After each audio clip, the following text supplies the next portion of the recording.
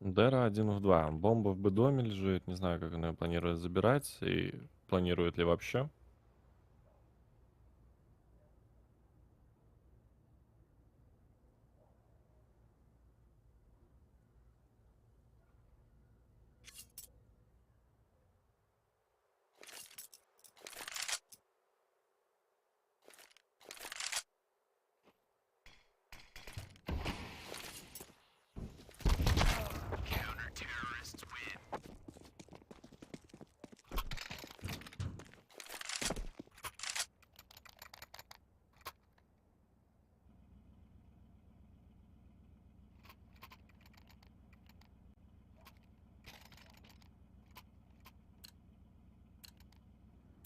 Шесть-3.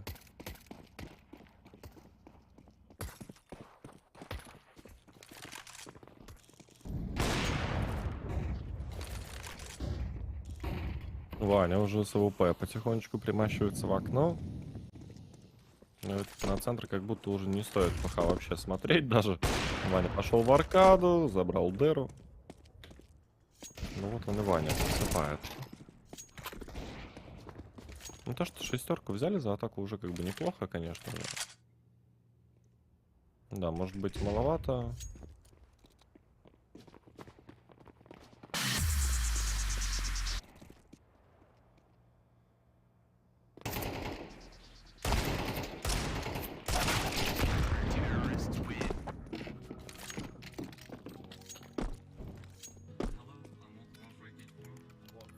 Шесть-4.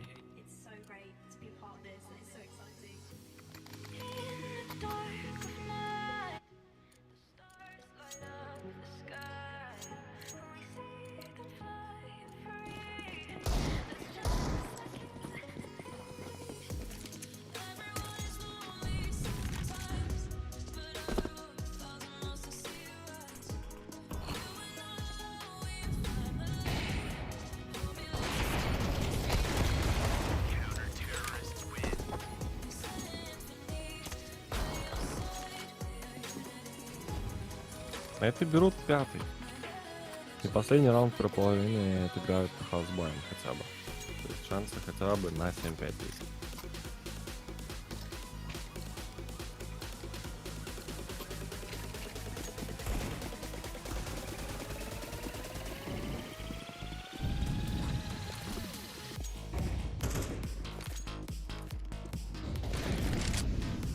Есть молотоем, так Ваня тем временем щелкает бадяу.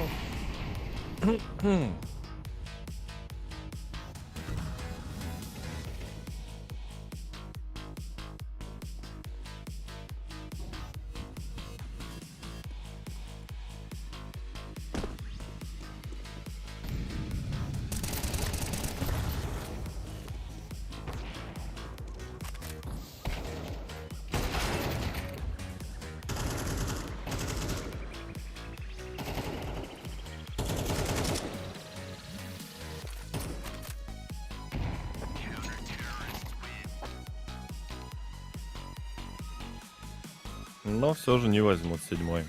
Без шансов закрытый выход через центр карты.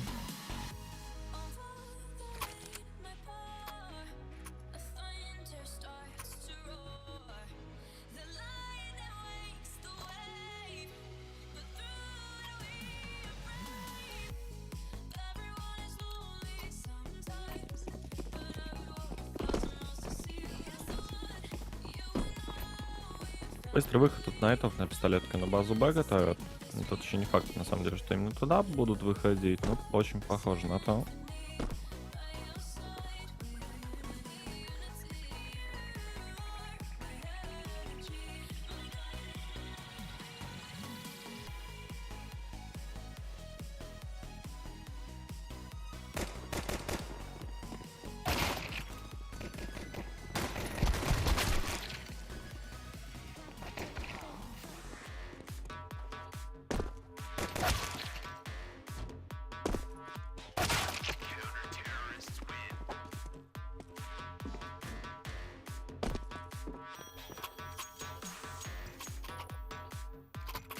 Выигранный в итоге пистолет, если ПХ есть.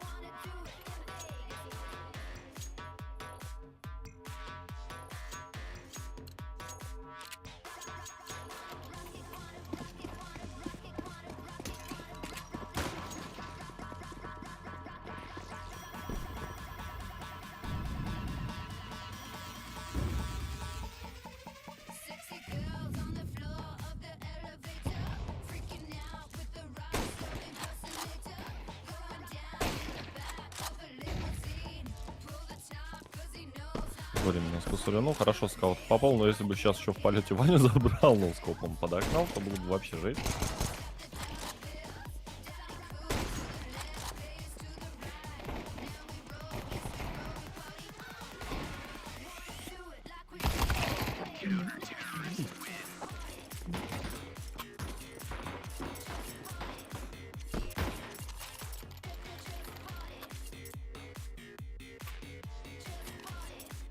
Легкий 8. Мы ждем первый бай от найтов.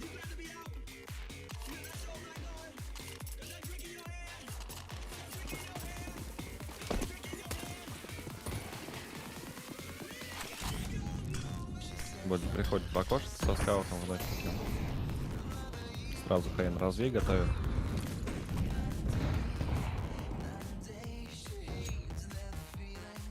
На выход на центр пошел. Тима сразу назад, получил кучу урона. Там вообще тройка в коннекторе просто игроков, но они все падают потихоньку. Так потихонечку не спеша, но падают.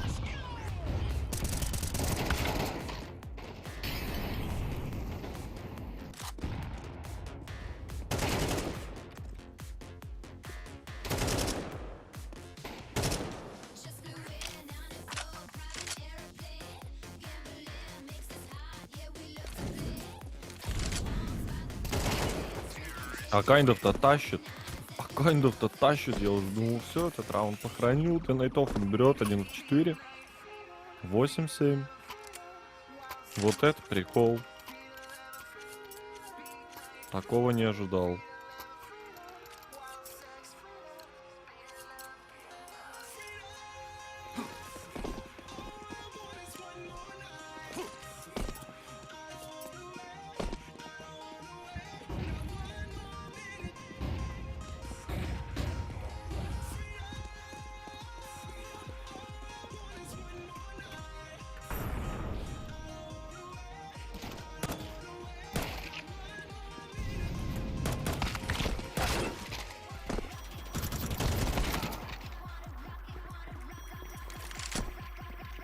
По экономике довольно-таки сильно сейчас просядут ПХ, если проиграют этот раунд. Они уже и так, в принципе, держатся еле-еле.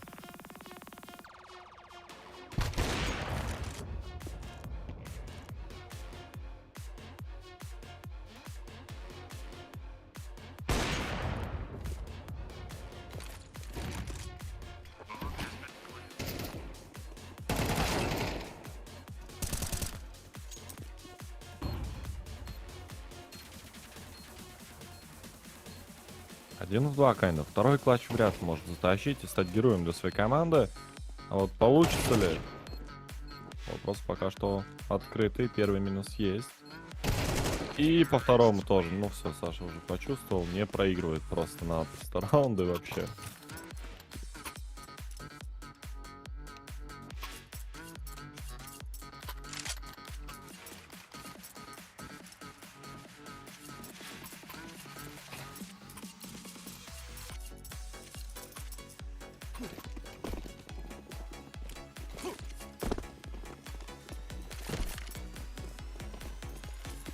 Экономически вынужден делать пока.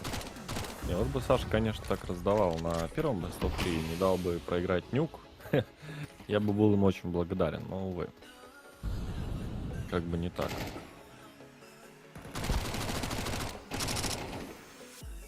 Солян, Миражи, Умята по минусу.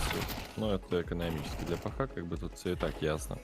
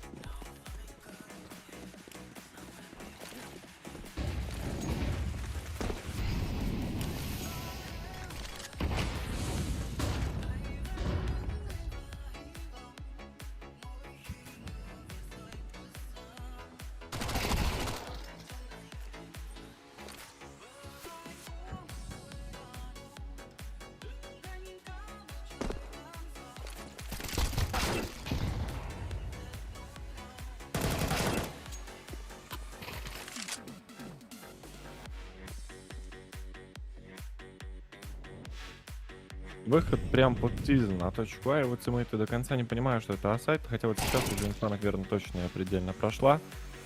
Тизм минус помяйте, красный игрок в яме его тоже убивает, ладно, 9-9.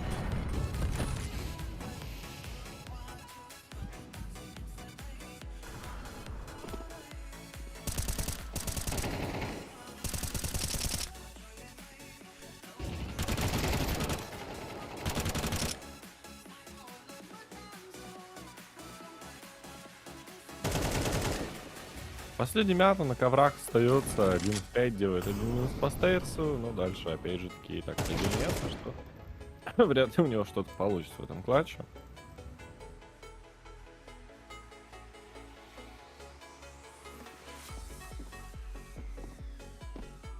Ну, запрыгивает и, ну и на ходу убивает. 10-9.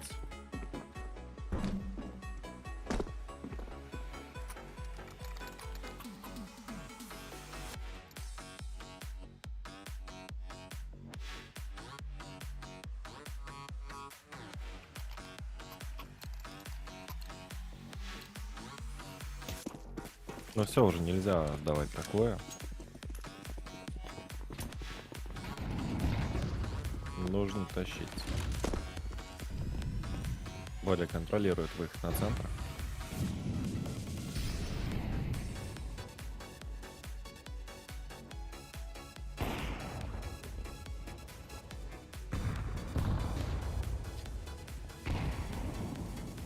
Вообще, в целом, сетап на центре весьма неплохой. Вот подвал, интересно, будет у нас ждать игрока. Ну, они заметили тиму, но он все равно должен отмять. А дальше еще и оформит минус под окном. Нет, не оформит. Мираж четко наводится. Видели спускающегося игрока с-под ковров 2. Потом минус по кону должен был делать, но тоже не залетает. Что-то по миражу именно не летит. Прямо от слова совсем.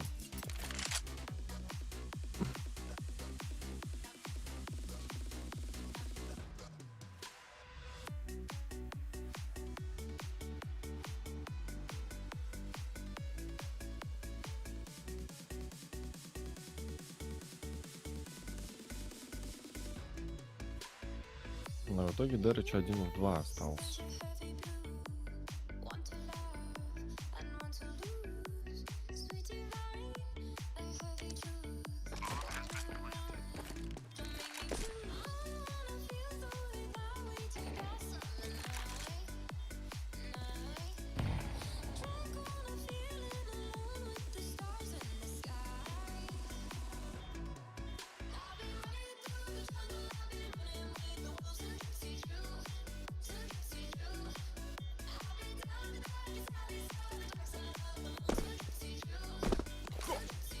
Я решил не идти, Дэрич. Решил не идти рисковать. Да и правильно в целом, зачем оно ему надо.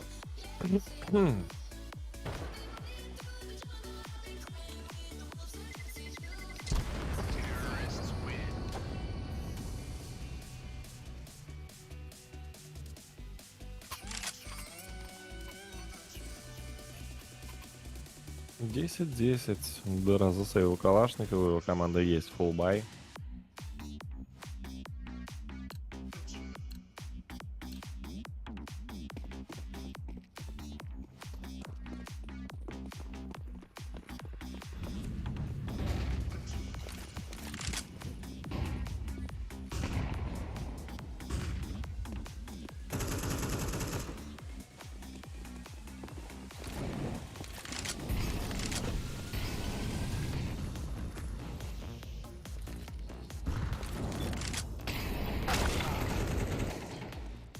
Майк минус по кайндофу, дальше Солян разменивается. 3 в 3 ситуация.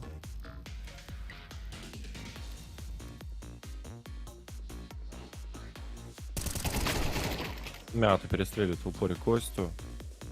Но сейчас бомба найдет, по идее, Дэрыч.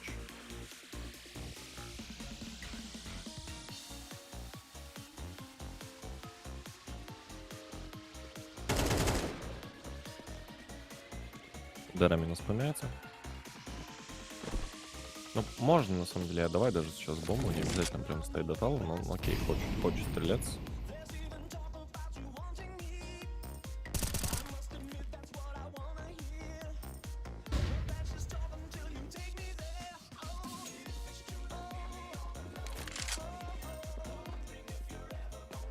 Сулян прибегает, никого не видит, пытается взять бомбу унести, но все же падает от Дэра. 11-10.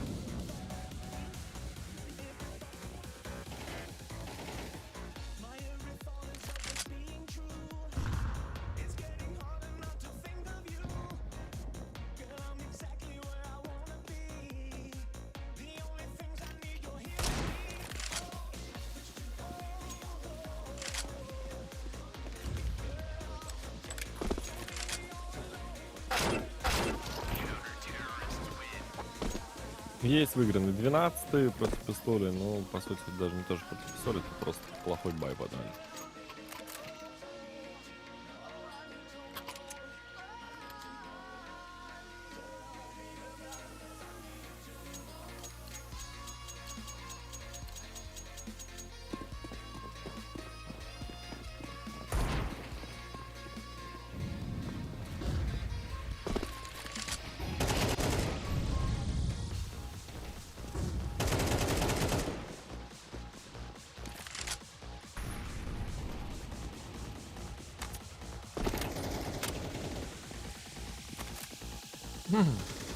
Что ж, ГГ, ПХ забирает все же второй best of 3, слава богу, со счетом 2-0 по картам. Находит предпоследнего, ну, остальное сейчас тоже погибнет. Или все-таки немножечко попытается.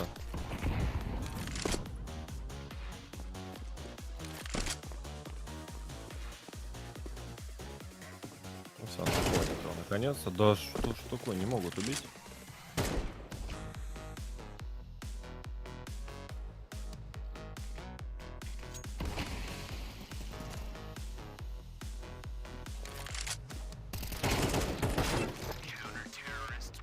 ГГ.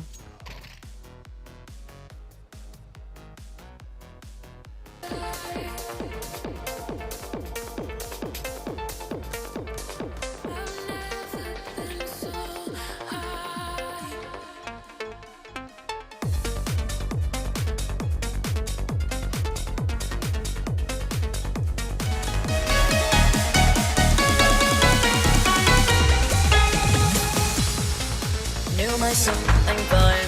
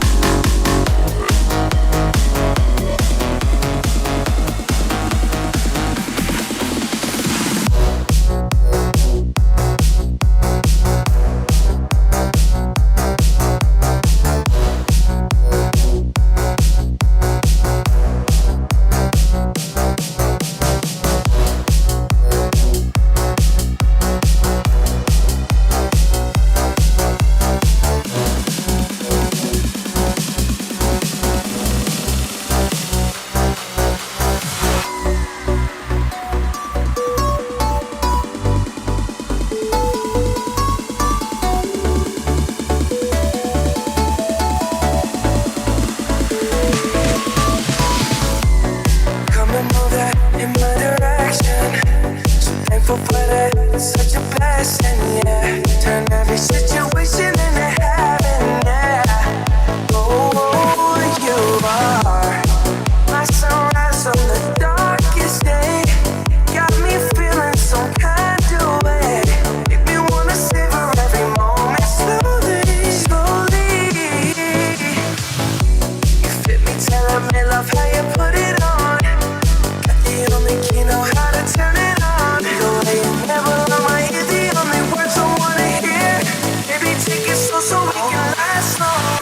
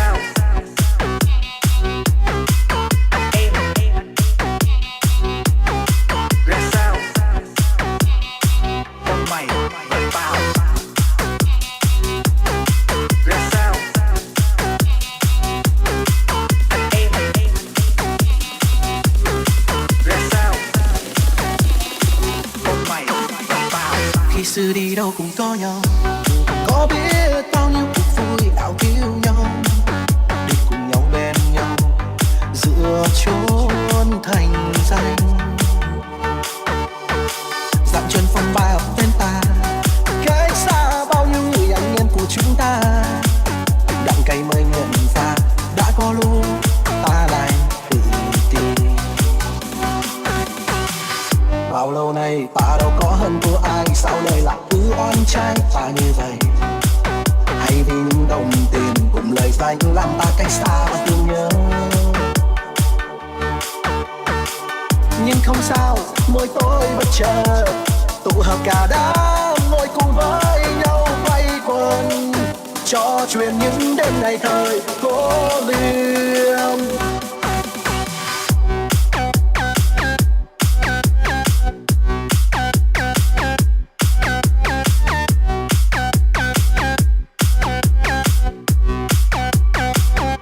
Là ta vì tình anh em,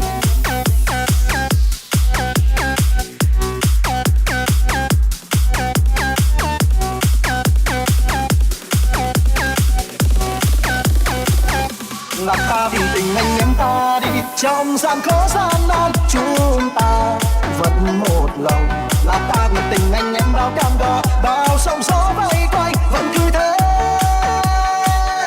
Rồi hai đường đời mãi đổi thay ra sao, hay ai giàu sang vẫn mong mình luôn nhớ nhau. Nhớ những lúc trời tàn cùng những chuyện trắng màn, anh em ta lại có nhau. Có lúc vây lúc nhục mình chẳng thể nào bị khuất phục, trước mọi thế lực mình không được ngã gục, không được gục ngã. Kẻ thù cầm dao về bao cô, nhưng vì anh em ta cố. Dù có nhắm mắt nằm dưới đáy mồ, gần có những sáng để mình sống làm sao không đàn với anh em. Đừng hai mắt trắng đen, cuộc chơi nhiều sóng gió, đôi khi bao thế khó. Và đời đừng lo, vì bên cạnh bạn luôn có tôi. Mày lúc nào mở miệng ra cũng nói chuyện nhân nghĩa đạo lý, nào là sống chết có nhau, nào là tình nghĩa anh em không màng lợi danh. Tôi sẽ biết lúc nào mày cũng loại bỏ ta. Mày thôi quá mất hết lý trí rồi. Nếu lúc đó mày muốn quay đầu thì bây giờ nó đã khác. Mày đã giết tài con, mày đã giết thằng anh em sinh tử của tao 10 năm về trước. Còn bây giờ trước mặt tao là kẻ thù của chợ mới. Khi xưa đi đâu cũng có nhau, có biết bao nhiêu cuộc vui đạo thiếu nhau, đi cùng nhau bên nhau giữa chốn thành danh. Dặn chân phong ba tên ta, cách xa bao nhiêu người anh em của chúng ta. Đặng cay mới nhận ra đã có lúc ta lại tự tin. Bao lâu nay ta đâu có hơn thua ai, sao đời lại cứ oan trái ta như vậy? Hay vì những đồng tiền cùng lời danh làm ta cách xa và thương nhớ. Nhưng không sao, mỗi tối bất chợt tụ hợp cả đám ngồi cùng với nhau quay quần, trò chuyện những đêm ngày thời cô liêm.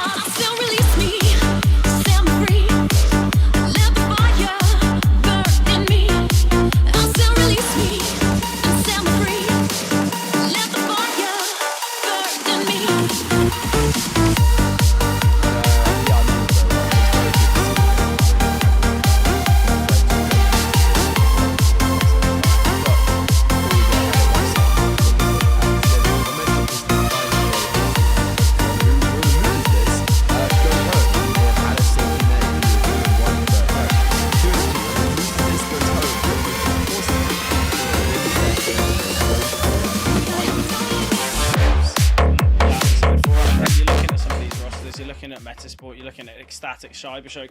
These are all teams that have kind of, you look back to Series 13, these were all playoff sides. And the fact that we aren't going to be seeing a continuance. You know, Cybershock and Ecstatic, one of them is going to be eliminated here, is pretty crazy, because I think both of these teams have kind of solidified themselves in the kind of the CCT as Swiss stage victors, really. And I think as well, when you look at some of the teams that are lost, the 0-3 permitter is crazy to me.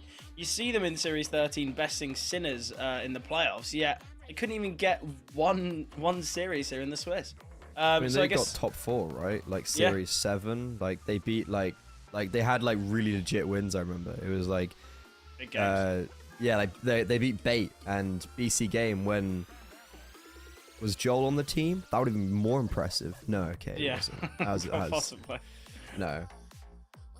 But yeah. yeah, our first game of the day, TRjedC Metasport. This is an interesting one because you've got a German squad who have won a CCT and then proceeded to not qualify for 2 main Swisses consecutively.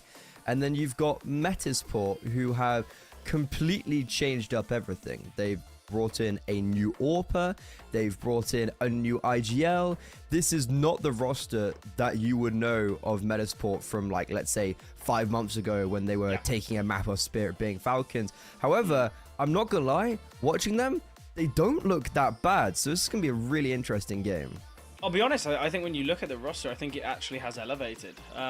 Obviously, I think for Metasport, you know, you look at the addition. I know it's about 4 or 5 months ago, but you see the addition of Plopsky, and I think obviously it's kind of, it has to be said, right? It's a step down from Plopsky, especially obviously still very young, 22 years old, but you know, on NIP for, you know, what seemed like forever, about 4 or 5 years, and the fact that he's now kind of got a kind of an individual rebrand, I guess, wanting to try and, you know, take his own team and do it himself, I guess. And I think individually, Plopsky has been quite key, not only when it comes to individuals, but I feel like the experience that you're going to be bringing. But yeah, I think the change for Metasport, there was a lot of questions, there were a lot of kind of ums and ahs about their decision making when it came, especially for the kind of the SUSP. I feel like that removal was always a bit of an awkward one, because I think a lot of people thought SUSP was a key player for this Metasport side. But yeah, look, I'm excited for this game and excited for this team.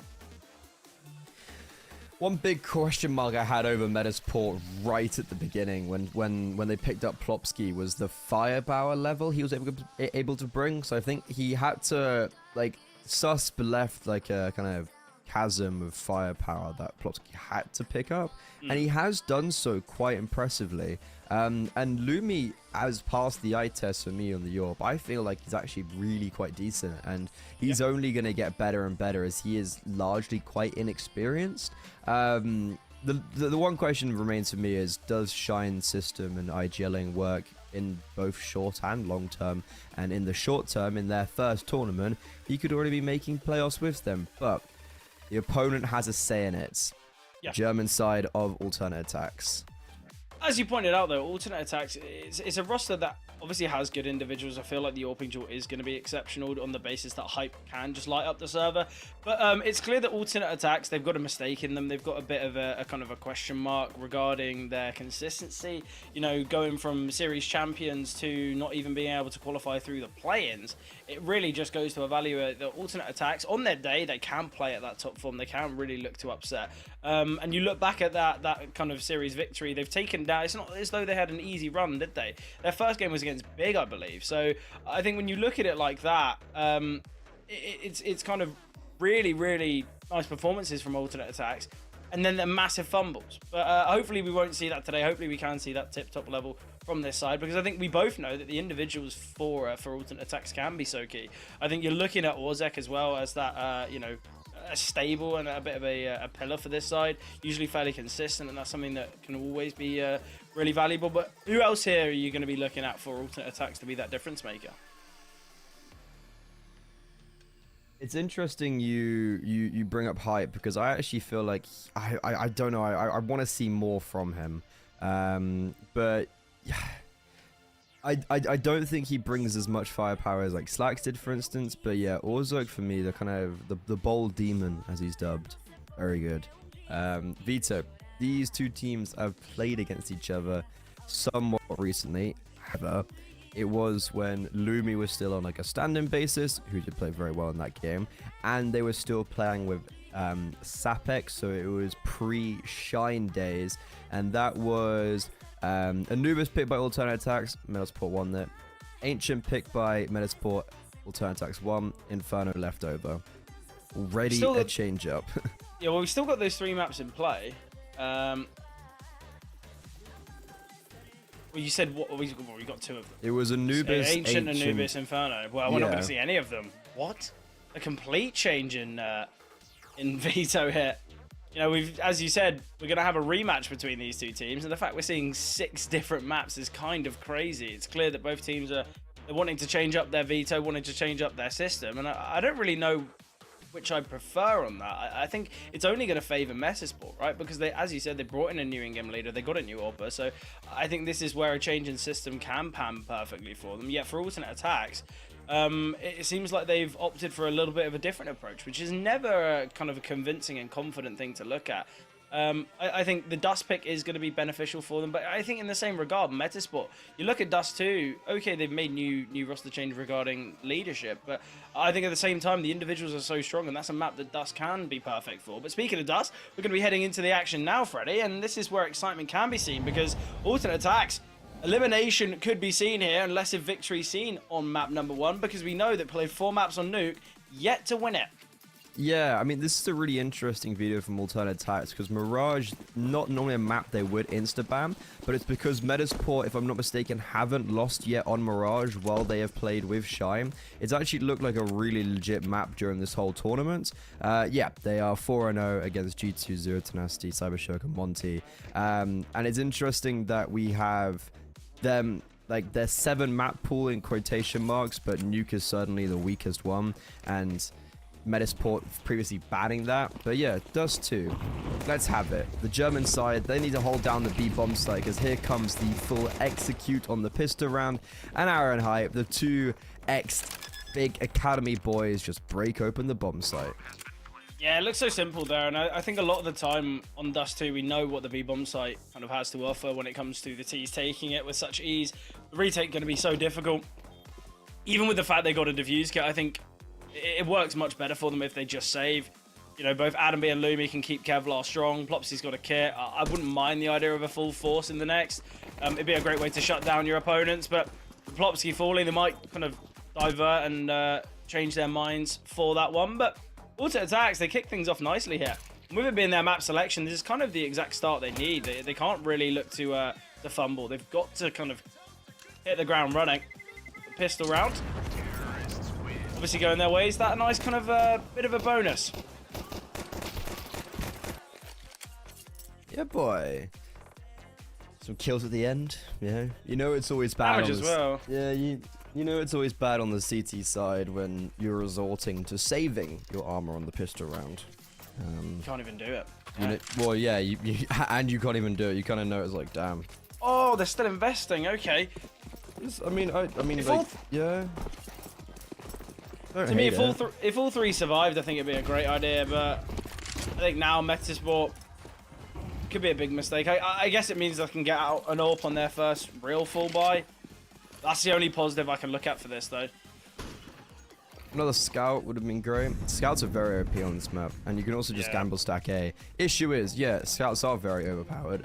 Freeze signifies why. Yeah, he's allowed to use one. It's not just the CTs that can bring it out. I kind of forgot that the T's could buy a scout on this map. I feel like I only see it on the CT side. It's weird. It was almost good. Yeah, damage has been seen, but kills have kind of majority gone the way of TRjedC.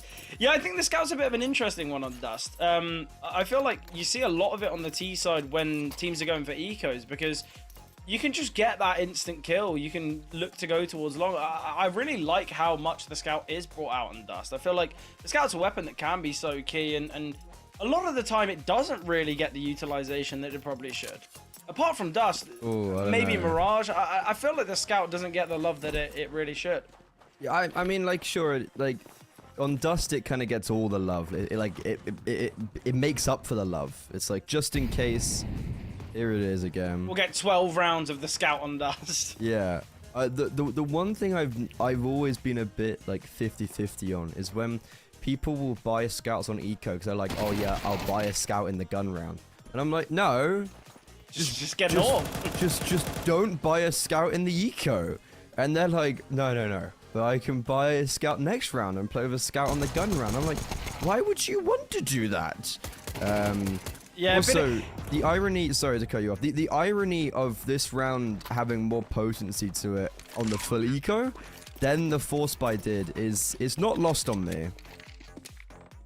I think a lot of the time you'll see kind of teams when they go for the force, they've got their game plan, they want to quite heavily gamble towards A there, and we saw the AKs overwhelming. Yet here, it seems like alternate attacks, because they've gone for a default, it just allows the pistols to try and group and pick apart. But yeah, I don't know. I think right now alternate attacks, they opted for a very split kind of idea. They knew they were against an eco. Yeah, give it a go. Why not, right? Try and keep the finances low. Yeah, save the AK. Yeah, this is the right call. Send in the Galil with a flashbang. Have the CZ close enough. Save the AK. It doesn't get kills, but it definitely could have done. I think if the Galil gets one there, it's excellent. And look, they've had some restriction to the finances with free casualties on the side of alternate attack, so I don't mind it. Lumi should have the AWP here, and I think this is where we can really see what Metasport, kind of their decision making and bringing Lumi, because as you said, Freddie, he's a player that hasn't got all too much experience, and you know that's just the fact that he played on Lil Mix, Lemon Dogs for a little bit as well. So obviously he's got kind of experience in the server when it comes to the game, but obviously not to the heights here of CCT opponents. So I think this is where Lumi's going to get really tested. I think you give it a couple months and we'll see if Lumi can hack it in this tier 2 scene. It's interesting because he's played for a while. Just is yet to get his big call up, and then obviously finally has now. He's playing towards short. We have full long control by Adam B. And now, bait and switch on short, but Plopsky blinded even though he was playing anti-flash. Don't know how that's happened now. Lumi, ineffective in this round. He got flashed off the angle, tried to bait in for his rifler, but that never formulated. And now, we have an opening kill for the T side that's going to get accentuated even further by the AWP's head being ripped off. And on short, they are just continuously applying pressure. That is round over. Yeah, the best part of that round for alternate attacks is you were kind of questioning how's Plopsky been blinded. It's the second flash that they throw. The first one's all a bit of a ruse. It's then that pop flash that Plopsky's fully blinded by. And I think it's excellent from alternate attacks. It's clear that they had a great read of what Metasport are trying to do, get the AWP posted up, have a secondary ready and waiting. And yeah, I really like the openers from alternate attacks. We see, obviously, I believe it was Adam B towards short as well. He gets that pick and Orzek's right there to trade. But it all comes off the deep position of Perks. It all comes off that mid control take. And once we see Lumi falling there towards CT, to me, in my eyes, the round's done. Unless Adam B did something crazy. But like realistically in that round, like it's a good read, but it's also just like an expected read for alternate attacks. Like you've heard them double smoke long, like just before you had that contact on short, the second smoke on long came in. Like they've got long control. Where are they gonna be? Shorts. Yep. So it's like good utility to just heads up awareness, and a German team has good flashbangs. What? Yeah. No way. Yeah, utility clearly been a real focal point for alternate attacks. What are we thinking though? 4-0 start for alternate attacks, Metasport. We need to see a little bit more resistance, don't we, Freddie? It's a very weird one because, like, yes, naturally, but it's like that gun round was just such a non-starter. Like, nothing happened for Metasport that round. They literally just died. So it's like, I'm almost, it's one of those weird scenarios where it's like, we're going to have 5-0 without Metasport really getting on the server. I don't know how to explain. Yeah, like, they just haven't done anything yet. So, well, no, we'll wait for the next gun round to see, like, okay. Now, like, this is a great time for a tactical pause. They're actually buying strains this round. So, here we go again. Yeah, I actually, it seems like Metasport a lot of the time, we've seen Save Simulator here, which I never actually like to see at all. The only map that you can kind of have that understanding, Oh, I was gonna say Inferno. I feel like Inferno's a map where rotations on that CT side, but it's the fact that Metasport in these rounds, it seems like they've lost bomb sites in a matter of moments. We see these quick 2 kills, and when it does come through, then it's it's round over. This is something. Nice Molo on blue. Ooh, flashbang though. Lumi's been identified. Adam B has to fight a lot of players now by himself, and he won't be able to add any more to his tally. So a pretty ineffective long take, all things considered, for Metasport, because alternate attacks now could just take all that space, but instead they'll halt. And Metasport on the other side of the map, they're already coming into top middle, but Perks could catch Nilo off guard, and he does. Advantage swung back in favor of the German squad. Has to be said, Nilo's had a really tough game. Usually the kind of the bright light for Metasport, usually the kind of top performer.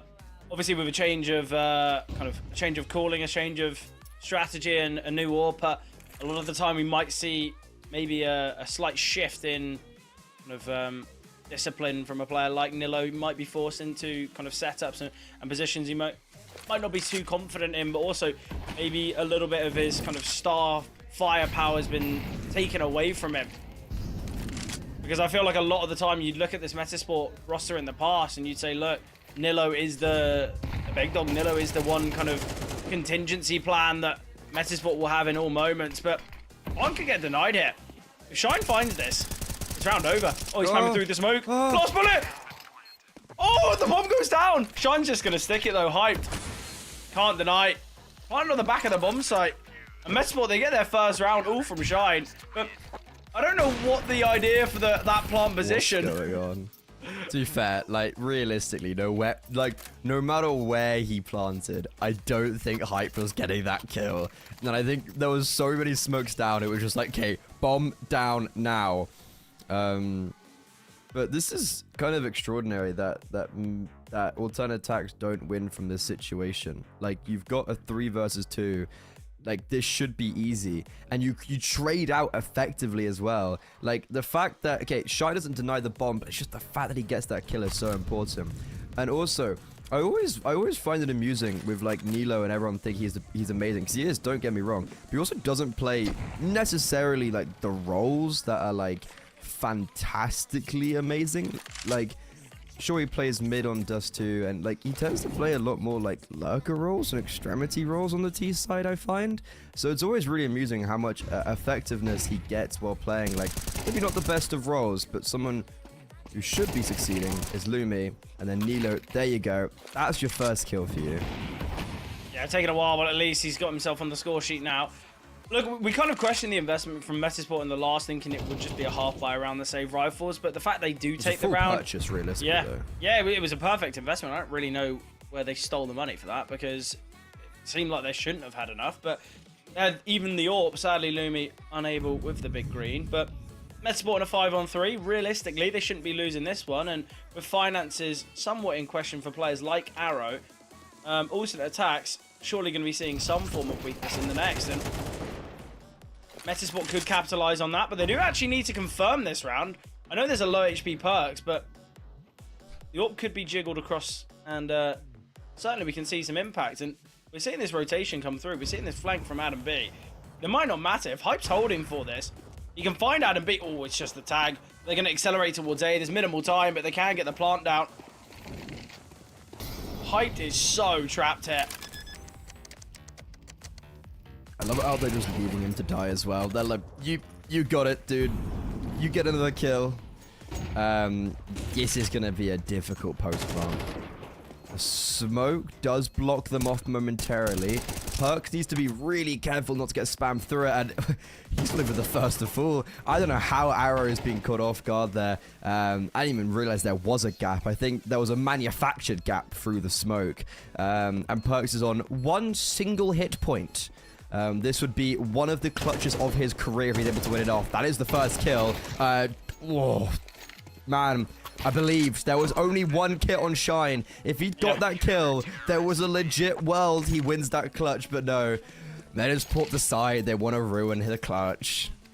Yeah, I was quite impressed there from Perks. Not only does he find that first pick, but the instant back away towards the bomb site. And yeah, I was in the same boat as you. Saw just the one kit on Shine, and there was a true level of belief there.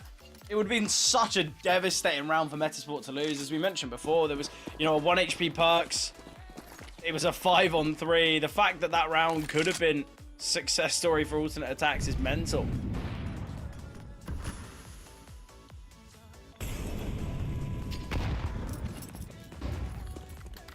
Still no AWP on Lumi.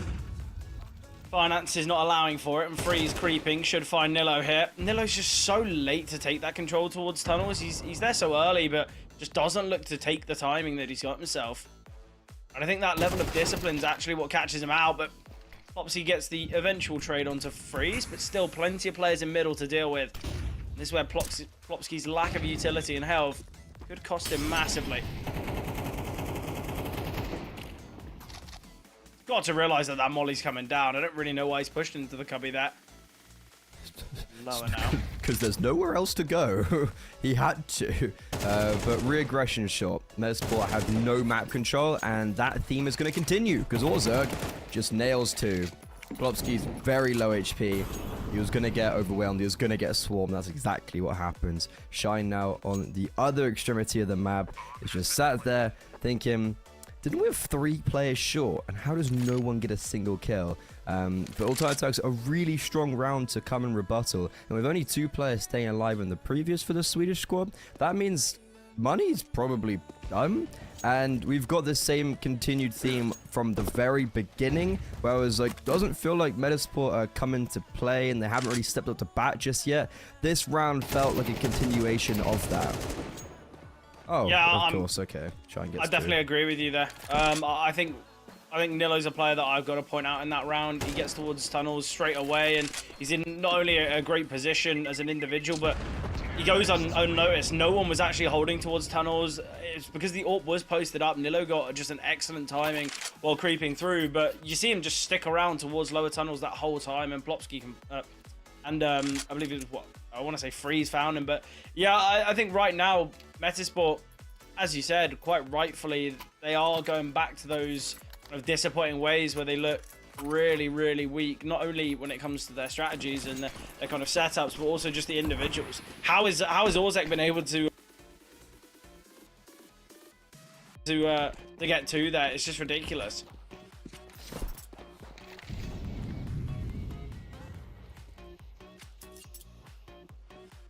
We've got a fun little eco on our hands. Shine's done well to save the AK. He got like two kills on the save. And he's in the right place. Ooh, this is the first time Alternate Attacks are going towards B, and they're running into the stack. Oh no, so many pistols are here. The rifles here as well. They're all activating, and Alternate Attacks are realizing they ran into the wrong bomb site. That is misfortune at the highest of levels. I think the worst part of all of it is it's the full buy from Alternate Attacks. They've got to know the finances for Metasport are pretty poor.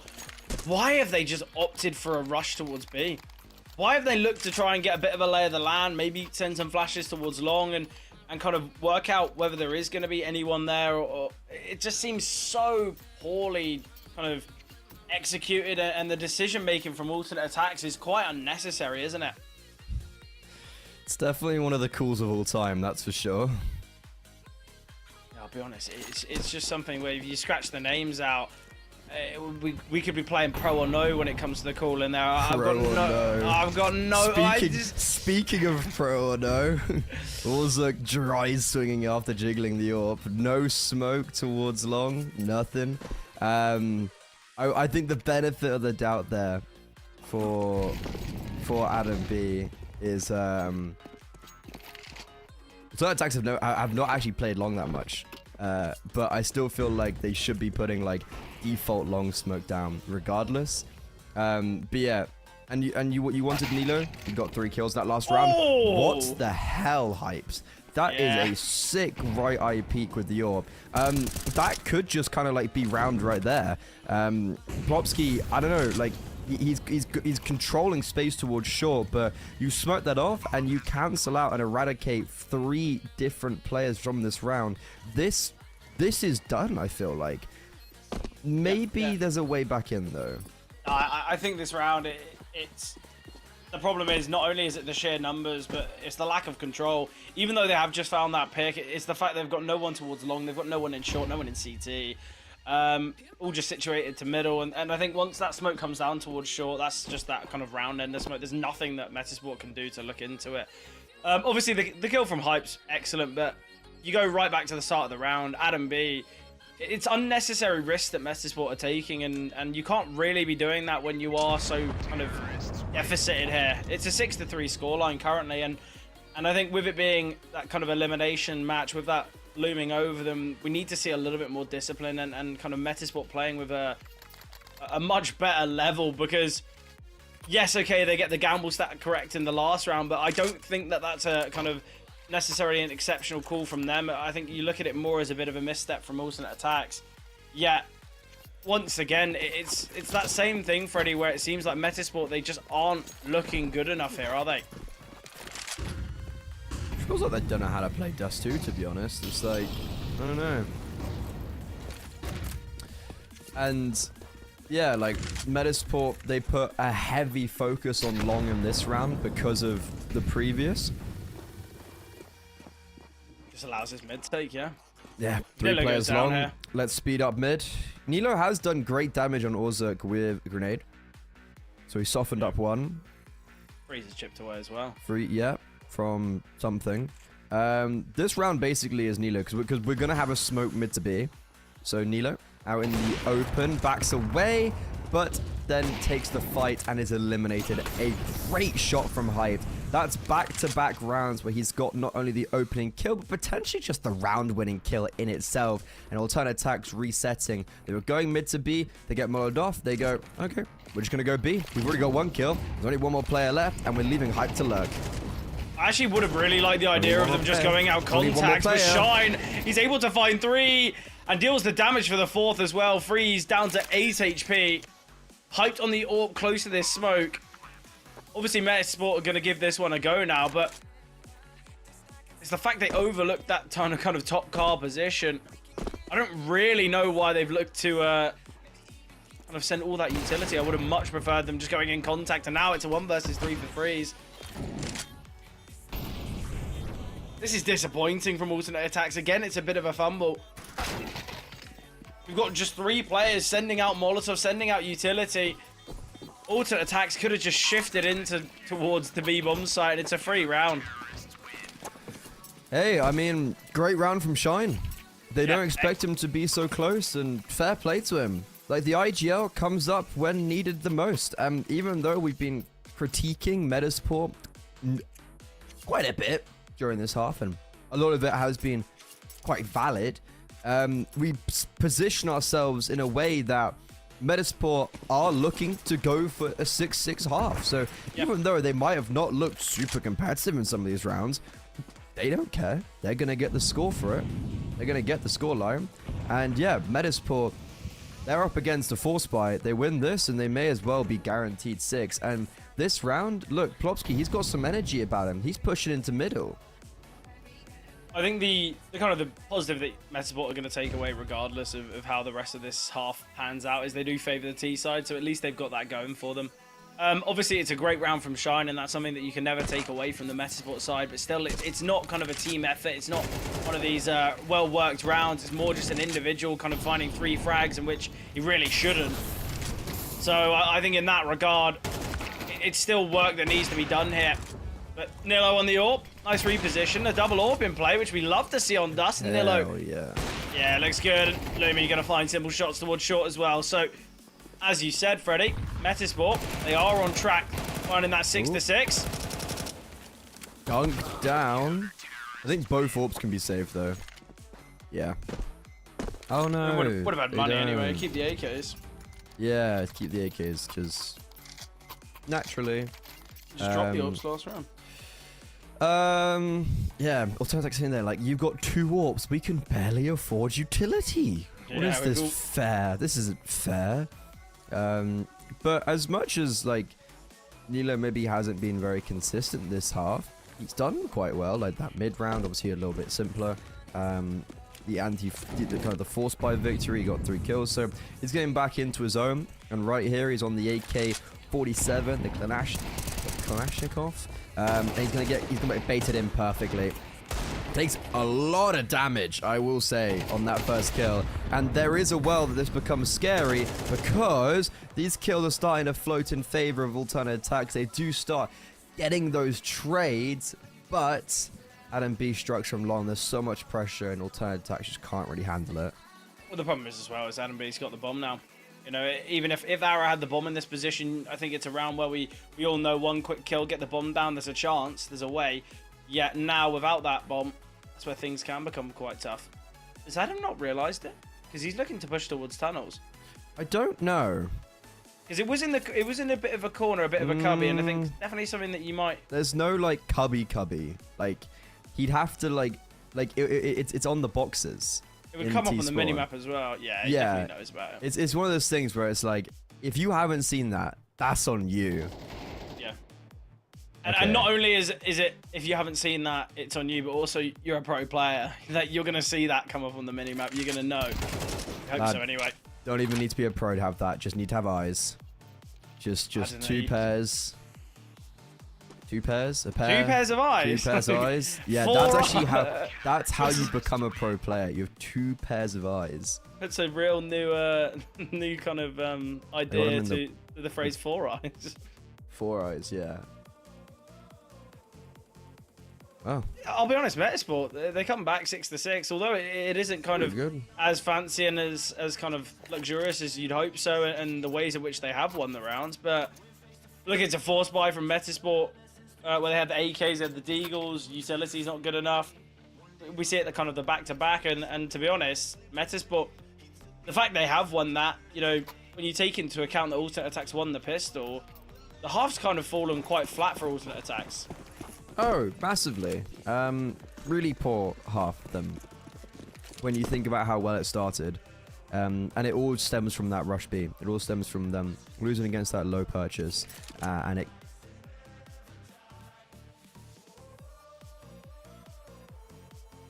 kind of spiral away from there. So, on the CD side, the Germans, on their map pick, need to start showing some redemption.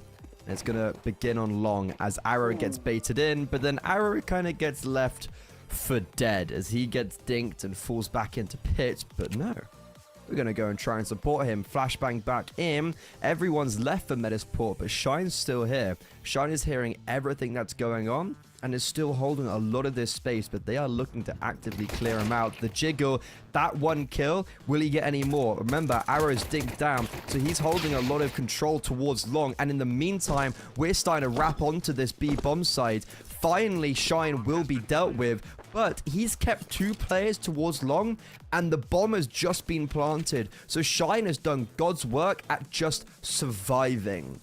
I think it's a great call. It's a great realization. I think Metasport, they know once they dink Arrow and obviously they spot out hyped, they know that alternate attacks are going to look to try and refight here towards long, reclaim the space. So I think it's a great initial call. I think as well, it's one of those moments where you see from a lot of teams, a lot of the time where teams try and make rounds and things get a little bit overcomplicated. Even if it's the wrong call, it's the fact that Metasport, they do it instantly. It means that there's no hesitation on that call, and I really like the idea behind that.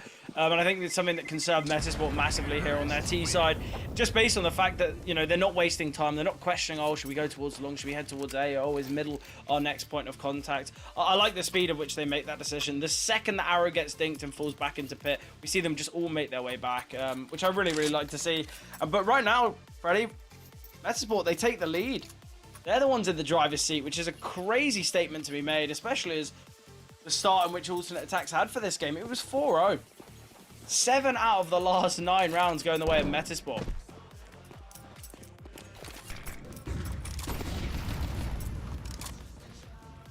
I don't know, Metasport, I guess, like, you don't need to play the cleanest and, like snazziest Counter-Strike, but, like, hey-ho, like, they're winning. And that last round was pretty good as well. That is one way to take long. If I'm Plopsky, I'm like, really, guys? Like, really? They knew he was there as well. My favorite part about that is they knew he was there. They didn't want to take that 50-50 gunfight.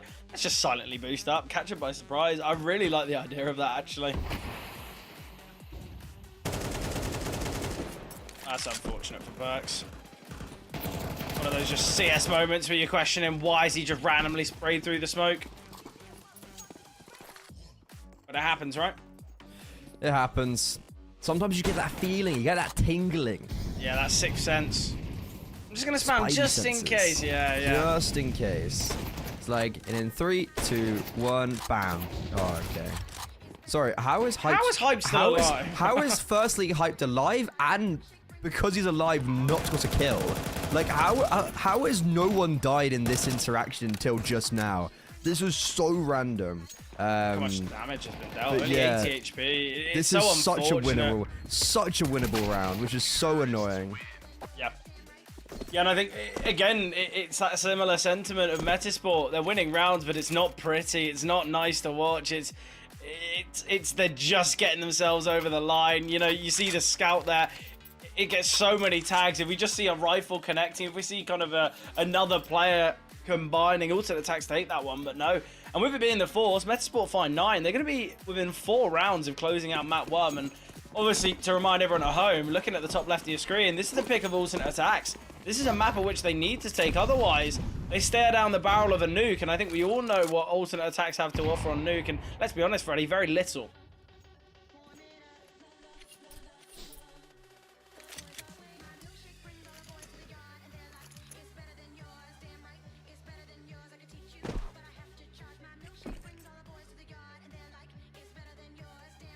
I'm a little bit worried for alternate attacks, I'm gonna say. Like, the nuke is a scary, yeah, as you mentioned, it's a scary thing. First gun round is gonna be a biggie for alternate attacks on the C side, because they really slowed down going into the second half. And it feels like Metasport have a lot of that momentum.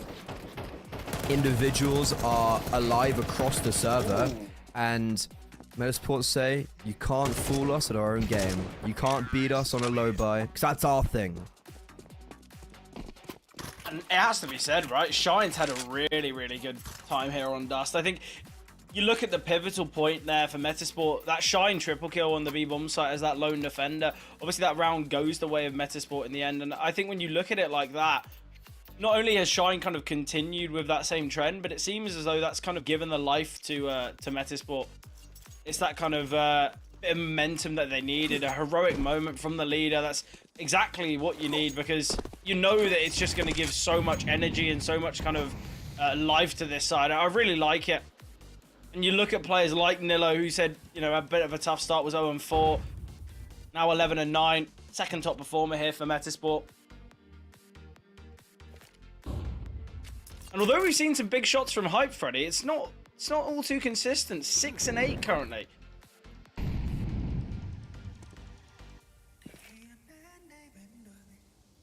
I can't say I've seen him, like, I don't know, he had the odd round where he had like 1 or 2 kills, but yeah, like, there was literally there was the one round the T side where he just ran up and killed 2. But apart from that, I don't think, yeah, it was when he opened long on Adam B and he got the kill on short, but apart from that, I actually don't, I can't remember him getting a kill. And this round, he's not going to really have much impact. Is there a nade for the smoke and CT? No. Freeze though, he's going to get flashed through it. That's one better. You don't need a grenade, just do the old school.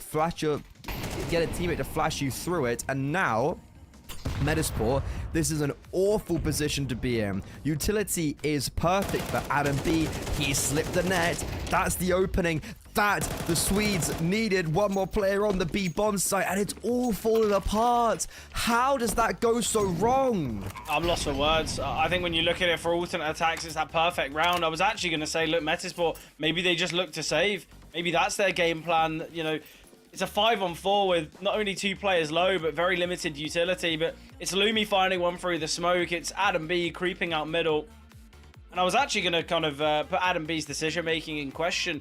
when we see that flash for Freeze, Adam B's crosshairs perfectly onto where Freeze is going to be. I don't really know why we don't see a bit of a spam after that flash, because it's so evident that that's the game plan. It's to send a player through that CT smoke with that flashbang. But again, Metasport somehow kind of toe it over the line, somehow get themselves into another advantage scenario and another round. They've got double digits now. It's 10-6. And in a lot of these rounds, we're saying, okay, alternate attacks are favored. Maybe this is the start of their comeback. Maybe this is where they can look to establish dominance on Dust. And then Adam B changes everything.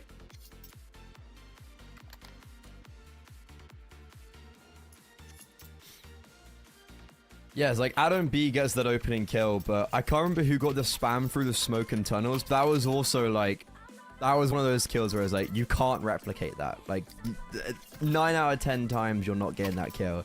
And it's just a wild spam onto like big box or like default. I don't even know where it was, but instantly lands on the head.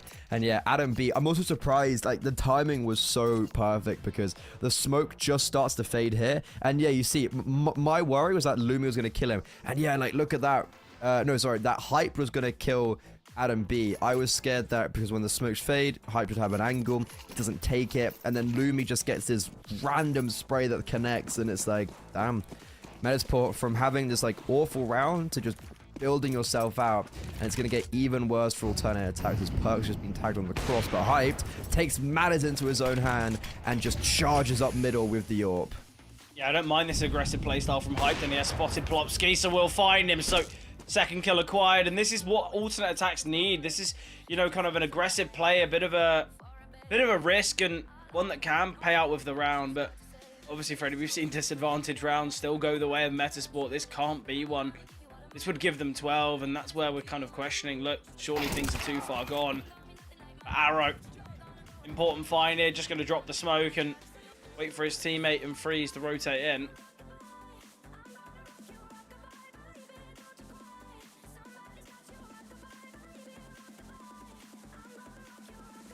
I feel like if Metasport told me anything this game is these rounds are winnable. Yeah, these rounds definitely. Never drop your head.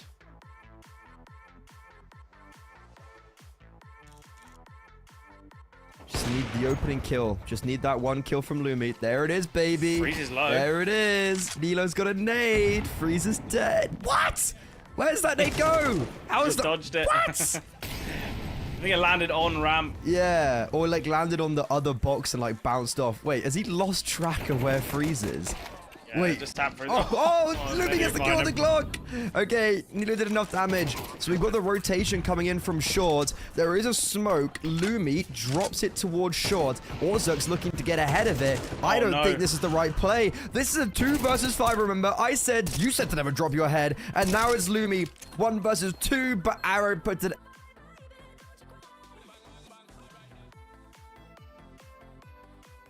end to that madness from Long.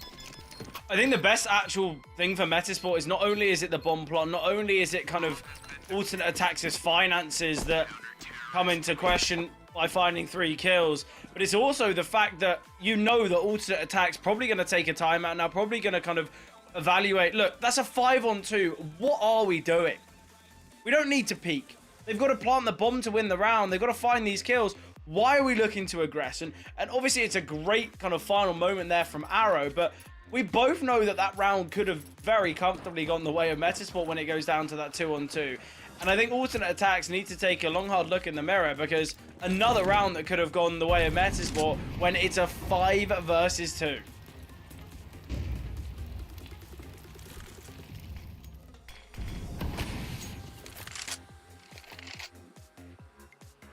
Didn't win the round, but you gotta take a lot of silver linings from that. Hella damage, and just adding even further pressure. I like that Arrow's tucked himself in here. The problem is... It's a good angle. There's going to be loads of flashes that come over, and surely there's going to be someone peeking this. Molly for the close angle. The flash is going through the door. Yeah, so this flash is not going to affect him. Lumi's throwing a flash through the doorway, and that's pretty standard to just get people out long. Okay, nope. Everyone runs away because, obviously, why would we ever do anything that we were set up to do and make Freddy look like a fool? But yeah, that angle's good to basically Dodge that, right? Okay, we're throwing a mid smoke, and then we're going, oh, this is better now. The flash is going to get arrow, it's just a default. However, they don't clear him. And he regains vision, and arrow, this seems way too easy. That's an immaculate double, and then Free swoops in for the left-right good night, and pulverizes Metasport. Yeah, the best part of all of it is Free sends the flash as well that kind of gives Arrow the isolation factor. It gives Arrow the opportunity to kind of create 1v1s there. Obviously, Freeze's rotation to get 2 as well is excellent. But alternate attacks now put themselves right back in contention, right back in competition, because it should just be an eco in the next. We're looking at a 9-10 scoreline, surely, for alternate attacks.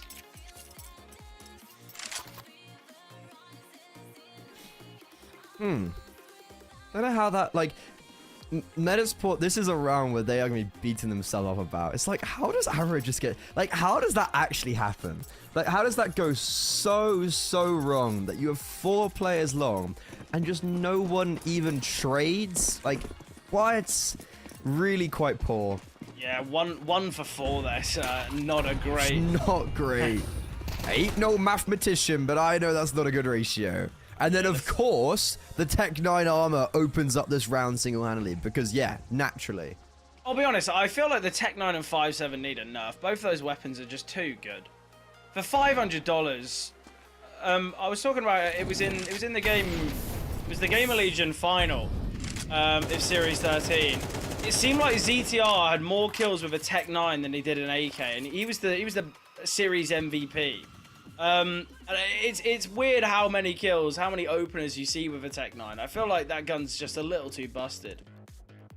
I think what's nice is that it keeps you on your toes to force buy rounds, anti-force buy rounds. I think it's. Yes. I know people may not agree with that, but I think it does add a cool little layer of gameplay. But what is a cool little layer of gameplay is Orzak just going pew pew pew pew pew with the tech with the AK and just winning out the round. Bombs down. That's a biggie. So even though Adam B's made his way onto the bomb site, he's not gonna be able to plant the bomb as he doesn't have it in his grasp. And there are 3 players looking at him. He swings out. He is a dead man walking. 2 kills. Not bad, all things considered. But alternate attacks, they're edging their way closer. It's a 1-round game, baby. Yeah, definitely possibilities here for alternate attacks.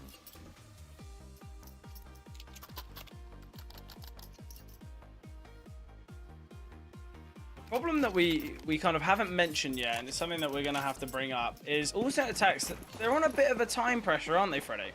They're on a bit of a time restraint because... Oh my god, I forgot about that. Yeah, they've got another game that kicks off in 1 hour and 20 minutes time. Obviously, you know, I don't know whether that game can get pushed back or whether they can have a, you know, utilize tech pauses, etc. But I think right now, alternate attacks, the fact that this game has gone a little bit closer and the idea that Metasport could take map 1, it's that idea of if alternate attacks want to qualify, they'd have to maybe sacrifice that other game. So it's a bit of a mental battle and a bit of a mind game shift for alternate attacks, because not only have they got this game to play, but they've got another one in 1.5 hours time. What do you do if you're alternate attacks? If you lose here, do you just kind of... What's the game plan? Honestly, man, like, this is definitely one of my big issues with this kind of tier of Counter-Strike is, like, I don't know, like, that shouldn't ever be an issue. Like, you shouldn't ever... I just shouldn't be a thing, so... Well, the worst thing is I don't know, they've got a whole free rest of the day. Surely someone should have been able to work it out. See, the issue is... Do you want to hear the issue? That's logical thinking. Oh, very true. Sometimes... Logic goes out the window, yeah. And also teams just can be really annoying to schedule. But this is a must-win game then, potentially. Must-win round, and Orzak, there you go. What more do you want from him? He's completely alone, entrapped towards tunnels, smoked on both sides of him. But he's dropped the bomb. The Molotovs has missed the bomb twice. Oh, that's so unfortunate. 10 seconds left and he falls, but Hype just rotated in on time. This Molotov's gonna land, and there's no time for the plant. Nilo can try all he wants, but there's no time. Alternate attacks, they even up the scoreline. Yeah, I wanted to say that that round's gone so wrong for Metasport, but it's gone so right for TRjedC. Again, I think alternate attacks, they're kind of showing similar signs to what we were saying about Metasport, where they're winning rounds. It's not confident, it's not kind of persuasive, but they're getting it done. And I think a lot of the time, that's all you can ask for. But yeah, once the bomb goes down with minimal time, I think that's where we're all questioning, look, what do Metasport do now? But hyped, it's a great idea, rotating in, posted up towards tunnels, finds the pick and just backs away. But yeah, I think right now, Metasport, finally we're going to see their last tactical pause called. I think they've realised, okay, well, we probably should have won this. We probably should have looked to close this game out. And the fact that it is now back to this 10-10, this is where real issues begin to be seen.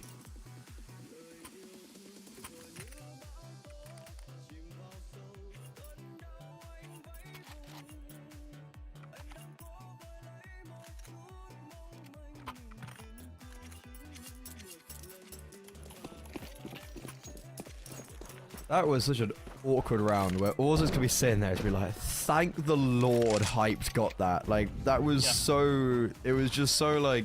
I feel bad for TRjedC because he drops 2 Mongolz and they both get extinguished by the E of the smokes. This is a cool boost on short. Yeah, Very underrated. Nice. Very underrated. Don't see that enough potentially. In a round where... God, I got these pistols around the hero AK, like... The saved AK, rather. I guess dubs the hero AK. Kind of need players to survive to act as human flashbangs. But, I love a hero AK in these types of rounds. I think it can work wonders, and I think the problem is is when you've got someone who opts for a hero AK. Obviously this one's safe, but when you opt for a hero AK and then in the next round you'll see them bring out an AK, you know, no head armor, no utility. I think if you've gone for the hero AK, if you're the one to take that risk and you want to be the hero and you want to be the kind of the difference maker, you've then got to play a Mac 10, you've then got to play a Galil in the next, because you can't have it both ways. I think you've got to have the necessary equipment for the team. 2 versus 4 gone 2v3 though, and as the smoke fades, Nilo very much trapped. He spotted a player deep towards long though, and Shine needs to find him. Great pick here, arrow falling, both towards short, and Shine again with the AWP. It's now all on to TRjedC, and it's the hero AK of Nilo that can find Metasport. They steal away around. Ridiculous scenes here. They deny alternate attacks taking the lead, and they put themselves one step closer to closing out Dust 2. I mean, that is, like, you know, this is kind of misplay for Hyped. Like, Arrow taking the first contact, should be waiting for his players on short to progress a little bit further up, because as soon as Arrow dies there, you have so much weight taken off Metasport's shoulders. But this is fabulous if you're a Swedish fan. That's the round of dreams. Fantastic from Shine and Nilo in that 2 versus 3, specifically post-plant. And now, look at the economy as well. Like, we had so many in a row full turn attacks, and you've got Perks on a 5-7, and he's on 22 HP because he got tagged on the cross. So this is not a good position to be in whatsoever. And Metasport, they may have given alternate attacks that taste of success, only to rip it all away at the final moment. But Arrow, he still wants to keep this dream alive. Arrow, yeah, can get one before falling, but the problem with, you know, these rounds being so ugly and rounds coming so close is one loss after leading. That low loss bonus can just be so costly. 3-on-3 here now. Smoke dropped. Freeze trying to be pretty quick to Gandalf. There is a Molotov on Lumi though. Can block him off. Plopsky already crept up. Oh, and there is going to be the Molotov landing. And this is where Freeze needs to get himself out of the action, but looks to fight. No one holding. Where is the discipline from Metasport? They send the Molotov, and then they just think, well, if he's there, he would have swung by now. And somehow, in that moment, Freeze can go 1 for 1. Bomb's still not planted, though. This is where Perks can look to creep. It's that high-risk, high-reward moment. And Perks could be the hero or the villain. All 4 players in such close proximity. Hype scope with the AWP. Plopsky smoke phase. Plopsky's got information of both, and now it's Lumi. The new guy on the block, but he gets one. The no-scope ball. This is an ugly 1v1, but it's an AWP 1v1 of which Lumi is successful upon. And Metasport continue. And Freddie, you spoke about the finances. You spoke about the weaponry here for alternate attacks. It's the 2K in the bank. You look, the only player who can get anything out is Freeze. But this is surely over. Dude, that's a crazy no-scope. That's an amazing 1 versus 2. If anyone was watching ESL Challenger Final, this was Lumi's Alistair's grand final moment. Damn, dude. Ice in the veins, and for someone who's probably the least experienced player on the server, to be pulling out clutches like that in Metasport's first tournament with this new 5, on the brink of either qualification and elimination respectively, Metasport have been saved by their newest addition of Lumi on the orb. Fantastic from him. That was a great clutch, but also Nilo, like, getting that killer middle, like, is the small things that added up. And yeah, you mentioned the economics of this round. Alternate attacks, Scout, FAMAS, MP9 pistols. This is going to be Metasport taking away Dust 2, and alternate attacks are going to be having to go on to Nuke, most likely, which is not a map that we know them to be very good on. Yeah, and you know, speaking of Nuke, Metasport probably could have had that easier qualification here to playoffs against Monty on Nuke. Bit of a fumble, they lost it in overtime. Yeah, Monty are a very strong team on Nuke, and I think when you're comparing alternate attacks to Monty and kind of Nuke to Dust, it's not a very convincing round, but things are looking up. How have these picks come through? It's the weaker weapons, but again, a bit of an oversight from Metasport.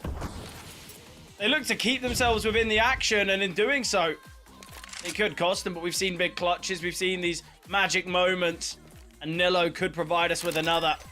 1 versus 3 now. Not messing about, he will stick the bomb. Scout attempting through the doors, Nilo repositions now. Worried about tunnels, but all 3 retaking from the same position. Will be hyped to go in first. This is going to be an impossible round, and can't even fire off a shot. How many low buys have we seen being won? It's actually like crazy. It's just racking up. But look, overtime's on the cards, and for alternate attacks, you sit there and you're like, so how do we play this one? Because we've got a game that starts in an hour against Monty Gen. Yeah, if they lose Nuke, well, they've got to win Dust first, but they've got to get themselves overtime first, but yeah. Yeah, they got to get overtime first. And to be honest, that's probably the easiest part right now, because you've actually done the hardest part of, you've won the low purchase. Like, you've won on the 5-7s, you won on the low buy, you've shut down Metasport, and now you put them on a very difficult situation economically. So it's just going back and forth, back and forth. The Swedes getting a taste of their own medicine potentially here. I think the worst thing as well, Freddie, is imagine alternate attacks take it to overtime. You know, we're getting to 3rd OT and then Metasport win it anyway. It would have actually been, on a time basis, better for alternate attacks to lose in regulation than if they lose in overtime. I think, yeah, I mean, either way, losing's pretty rough. Losing's not, yeah. Imagine Adam B just spams this. He seems very aware. Well, he was just aware. He's just holding for someone to push through the door. Yeah. And that is a very peculiar one for Mr. B over there. Don't know quite what the game plan was precisely there. Don't know why we're just running through a smoke. Feels like that's given away potentially overtime. But Metasport, they're just going to group up. They're going to play 4 players towards short, and they're just walking into the stack. This should be easy pickings for alternate attacks. Yeah, the fact there's a player towards Goose as well. Oh, a miss Molotov makes things even worse for Nilo. Scout on Lumi. Oh, great from Lumi there. Finds Freeze. Nilo with an excellent shot as well. And this round's been flip-flopped. We've still got the 2 low HP players, Orzect and Hype, remaining. Hype's got to go huge. Got the orb, might go for a hero jump up, but dealing with the players in short is going to be the difficulty. Perks spotted out, both players are low, but he can actually find them both here. It's all going to be about delaying, but oh, even more damage dealt. And Perks gets traded out. It's now all on hype, and Nilo back and forth. Oh, it's Ozek. He's got a kit, but surely just not enough time for this clutch. And the swing from Nilo. He wins Metasport Dust 2. And it is Nilo to be that difference maker. Had a really tough start, as we mentioned before, but 23 and 14, Freddie. I mean, yeah, he was like 0 and 5 or whatever, so he definitely does come up from Trumpstan. Like, you know, he basically started off that crusade for Metasport. Like, he wins the Dust 2, the B anti-rush on the city side. Like, that was him orchestrating 3 kills, so it was really important for him. That started off his succession, and to be honest, I don't know what the hell just happened in that last round. Like, everyone at one stage, there was like 7 players alive. Everybody was low HP. No one had any health. And it's the fact that that round starts off with Adam B running through a smoke on long, giving away his life, to then Metasport just trading out onto the bomb site. Very poor from both teams, realistically. But that's it. Metasport, they win their opponent's map pick, and they're going to go on to nuke here. This is very much in their favor now. So when we come back after this break, let's see if they can push it over the line and work it out in their favor.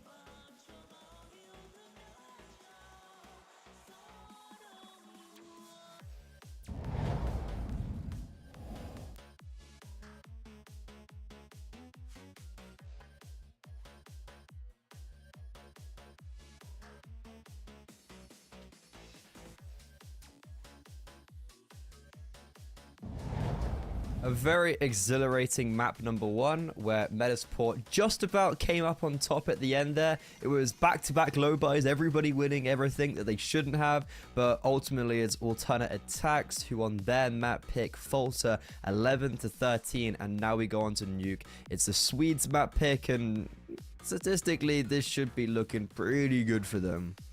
Yeah, I think as well, when you look at it for Metasport, it's the 2 new additions and the kind of the star rifler that really impress. You look at CHiI at big moments. You think back to that triple kill that he gets on the B bomb site on Dust. Obviously, Nilo was a bit slow to start, but was a consistent factor throughout. And obviously, Lumi, he was able to do it against Hyped, you know, a player that we have known in this tier 2 scene for quite some time. He has been able to put up big results. So I've been very impressed by the individuals here. And the fact that it is their opponent's map pick just leaves me feeling so confident here for Metasport on map number 2. I think their nuke is something that can be pretty impressive. But look, thoughts and feelings, Freddie. Do you think we can see an upset? Do you think we can see TRjedC's kind of map trade and take it to that 3rd and final? Or is it going to be that 2-0 that I think many people are expecting? Yeah, no, this ain't going to a 3rd map. And even with the fact that Metasport don't have Mirage in the Vita, which seems to be a pretty good map for them, Nuke is it's a map, alright. They tend to kind of ban this around, yeah, like, I mean, with it being played 4 times, you can see that in the 7 map Vita, in a very heavy 7 map pool, quotation mark, they tend to ban this map majority of the time. Metasport have played this twice with the new roster. They lost it overtime to Monty and 11-13 0 Tenacity. Those are not only harder opponents, but better teams on Nuke than TRjedC.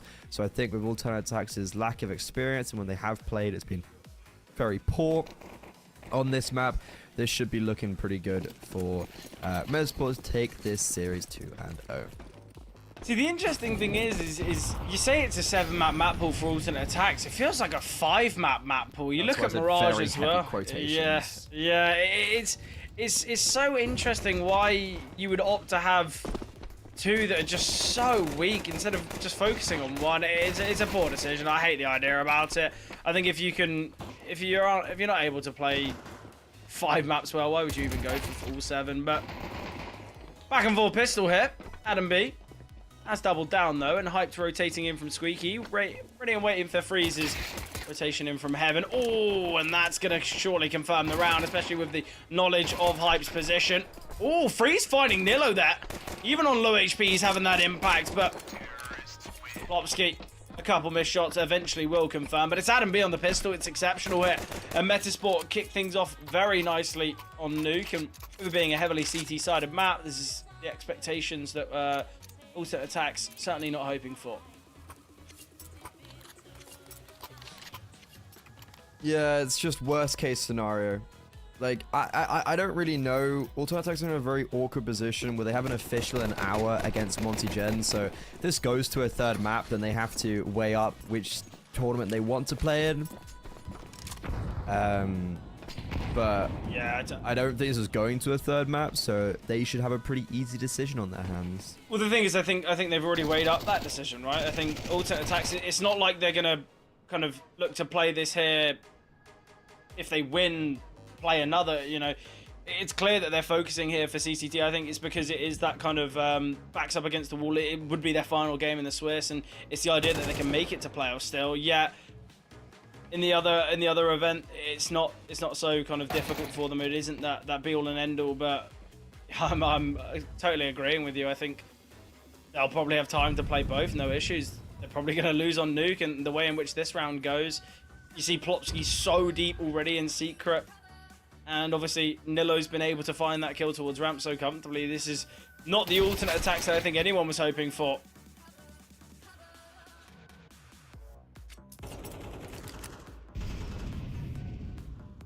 I think the worst part of all of it is there's no kind of there's no excuses for TRjedC. There's a roster that's been together for quite some time now.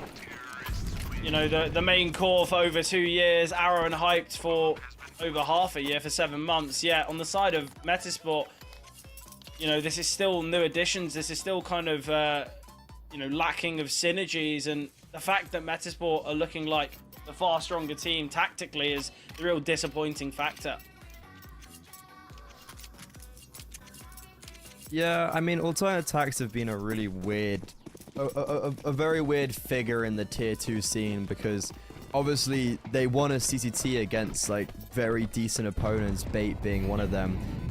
They've beaten Sinners recently, like these RMR level contenders, and then they turn around and lose in the like play-in stage back to back, and then they, you know, kind of get dumpstered in the main Swisses. It's like a bit confused, really.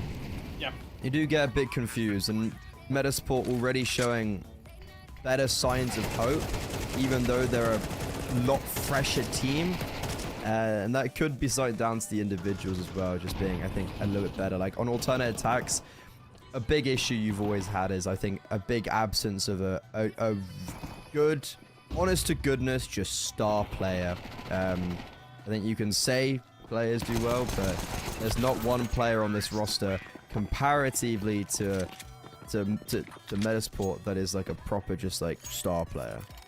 Yeah, you know, I think we look at it and we say alternate attacks, they've got players that can have moments. You know, you look at Perks, you look at your Orzex, and obviously hyped on the big green, but I think you're completely right. I think when you look at Metasport, we're going to be saying Nilo is that kind of crazy style rifler. He's done it for quite some time, and obviously for the Metasport side, he's been a real star. But yeah, I think they just need to get some crazy young talent that can just rip up the server, maybe not have the best of ideas and the best of experience, but they need someone who can just hit heads. It's really funny. They play with the captain of their academy team, attacks Evo sometimes when they need to stand him. It's called Widow. Plays better than majority of the players on the main roster. I find that quite amusing. But anyways, off we go. A execute, and look at Orzek. He's in the smoke, pops his head out after Arrow takes the contact. 1 for 1 though on the bomb site for the German side. That's not going to be enough, as now Metasport can play a post plant. Yeah, the problem they're going to face as well. We've still got these double HEs. We've got the Molly landing as well. Great awareness and great discipline. Adam B, he's just getting triple kills round after round. He's 10-0. And the most memorable thing about Adam B in this server is going to be that round where he pushes out long when he just runs out into the grass of Orzek on dust. Yeah. Hey, I guess he's forgotten about that mistake. It doesn't matter though, because if you're 10-0 and you just traded the bomb site perfectly, fine by me, baby. Fine by me. It's 4-0 for Metasport. T-side nuke. It's always dangerous when a team gets a good lead on the T side of nuke. If you just get the ball rolling, you get to a stage where you're like maybe 5-0, 6-0, and it's like, well, anything from this point is a luxury, and we haven't lost a round yet. Okay, this is going to be... It's never going to happen, but if Adam B gets an ace in this round and none of his teammates die, he will have the same amount of kills as the other 9 players combined. Gosh. So fingers crossed, that's what we're hoping for. An Adam B ace and no CT kills. Let's get it. That's the dream. Dies to Orzek here in Squeaky. Dream instead. I'm calling it. I think he's outside, so I don't know. Nilo, how dare you take away the dream? Yeah. How dare Adam B you? has been chipped away at as well. Yeah. Could be his first death. No, don't speak. That's blasphemy. Don't you dare speak about our Lord in vain. Adam B. It's never going to be his first death. Also, good heads-up awareness from Nilo here. Very aware. Nilo's literally staying running. He's literally run back into T-spawn. He just reset to default. He's like, okay, guys. Just gonna chill out here while you guys do win it your 3v2. thing. It's actually a world they don't win this round. And this is the start of that world, because Nilo and Adam B are both very low, and that's gonna be Nilo reaping the benefits of his patience and his awareness. Yeah, great discipline. Lovely stuff there. Perks could go searching just to find Adam B. Just to give him that first death. Yeah, right now, Metasport, we're 5-0. I think it's safe to say, alternate attacks. things were far too close on Dust 2, and if they wanted any chance at the series, they needed success there. But even if it did get to Vertigo, I think we both know that Vertigo's a map that neither team are all too convincing upon, and I think we'd still be favoring Metasport.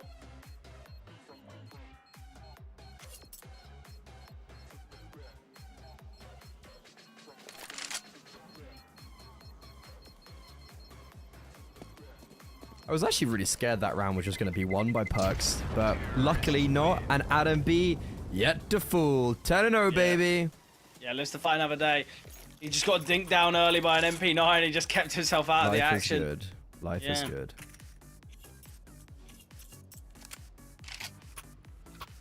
This doesn't feel like a game. This doesn't feel like a 2-2 kind of playoff fight match. Yeah, It doesn't. It doesn't. It doesn't have that essence. This feels like a round one stomp from one team. Slog of a map one, and then Yeah. I mean, this is exactly what happened at the beginning of Dust 2. Metasport just showed up and TRjedC didn't.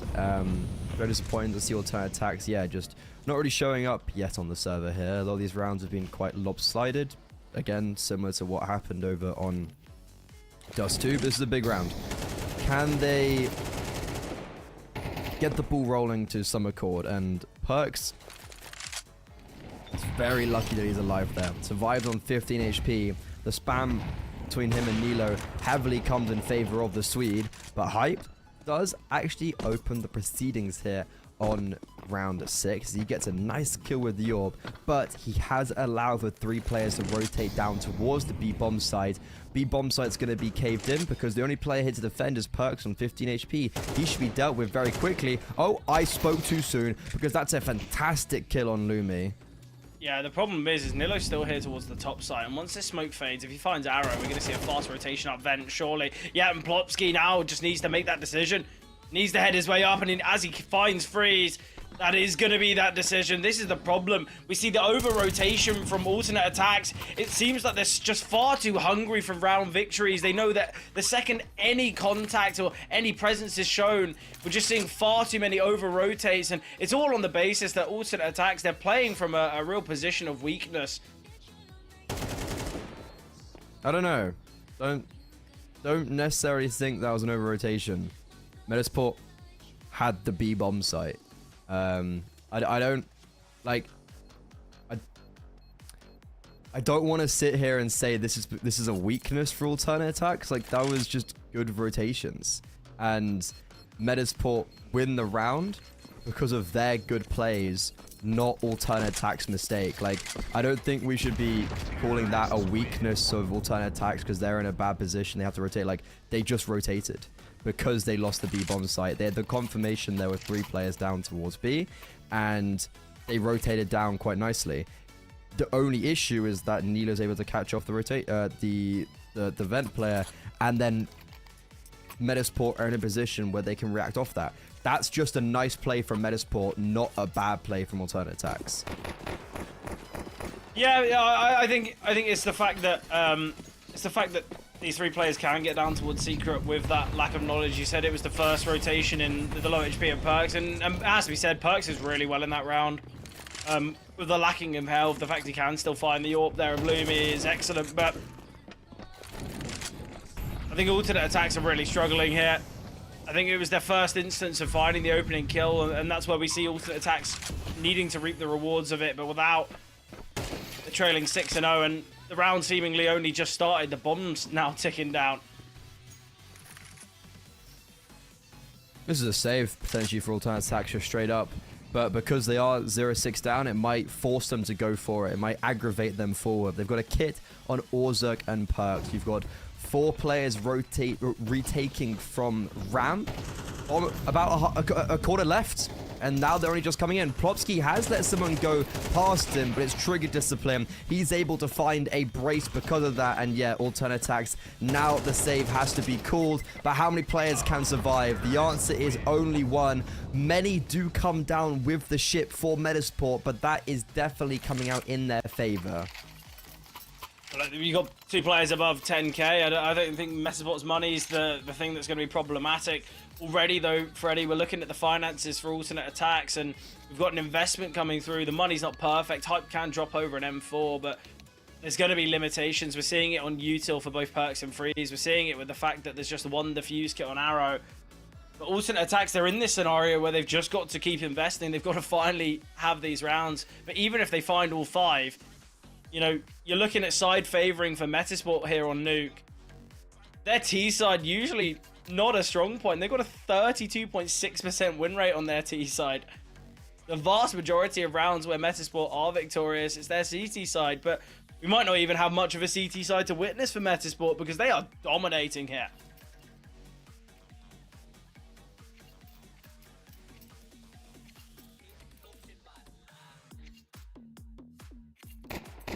I actually just feel bad for alternate attacks because like that last round, like in any normal situation you just call the save in a 5 versus 5 like that, but because you feel like you have to hit the rounds, you go for something a little bit more drastic. But speaking of drastic, nice aggression outside. Oh, hello guys. Plopsky and Freeze hold hands in the smoke, but Freeze, the AK unfortunately just comes out on top for Plopsky. He gets a dink off, but yeah, AKs do a little bit more damage. And this is a very chaotic affair. Kills coming out left, right, and center. Players trying to take space off the kills they've just gotten. It's a 3 versus 3.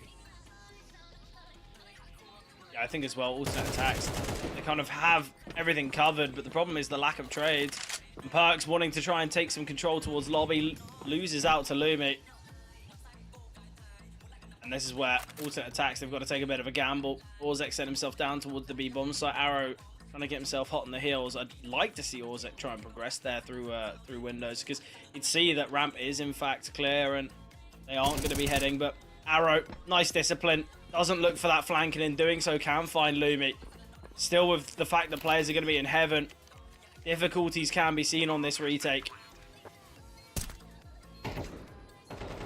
Arrow, he's done so much in this round, but he's going to have to do even more as Orzek, they've snuffed him out, spotted him outside, and this is where difficulties can be seen because CHiI, he's crept his way towards CT vent.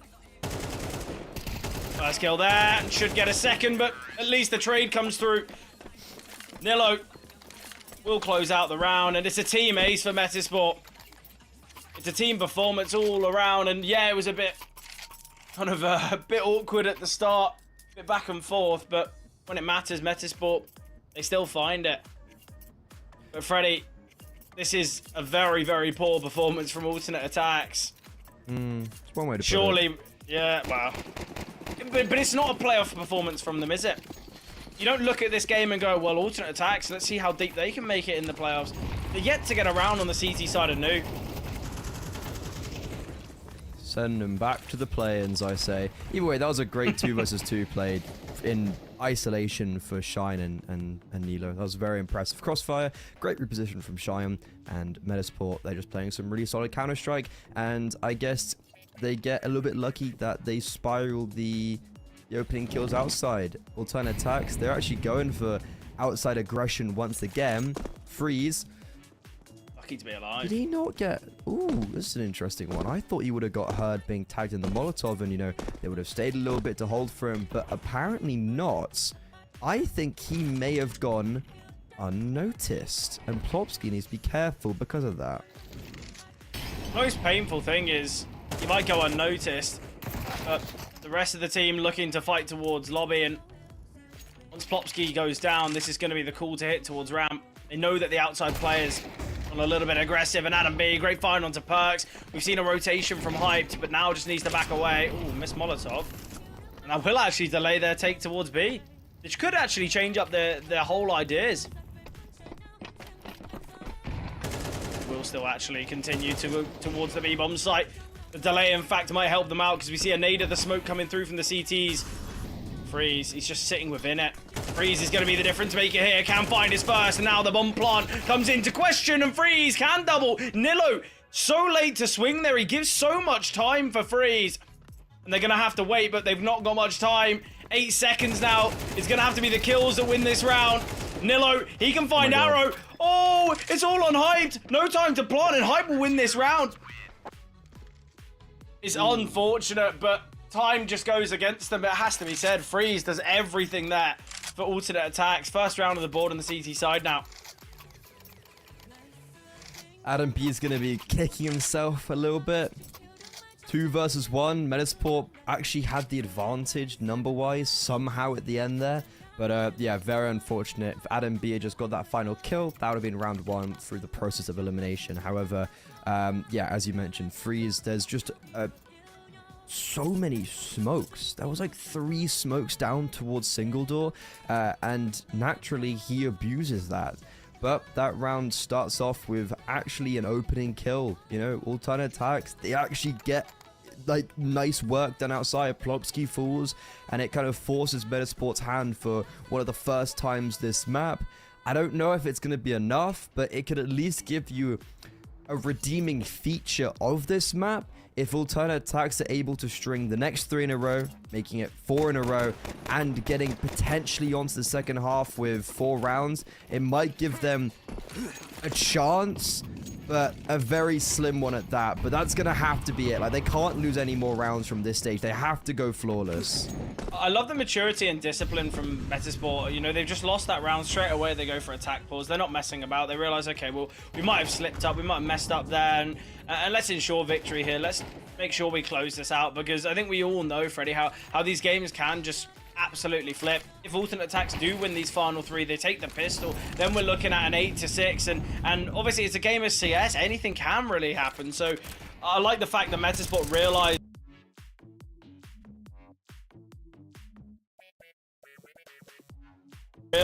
they're in quite an interesting position, because although they're looking very dominant on Nuke, they do have to confirm these rounds, because alternate attacks very much can come back into it.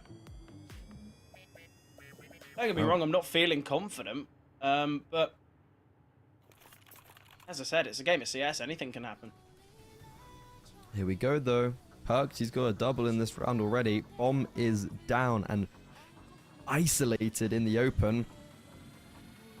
This round's not over, actually. As bad as this may seem, this round is far from over, and it's because of Plopsky's positioning in heaven. Issue is, Lumi loses out the AWP duel. That's what had to happen. We had to spiral upwards for Metasport. We had to get Plopsky get his kill on A. We had to have Lumi win out the AWP duel. But unfortunately, Lumi loses, and then that kind of goes down from there. But okay, 2 out of the 4 claimed full turn attacks, and this one done quite easily, all orchestrated by Perks towards round.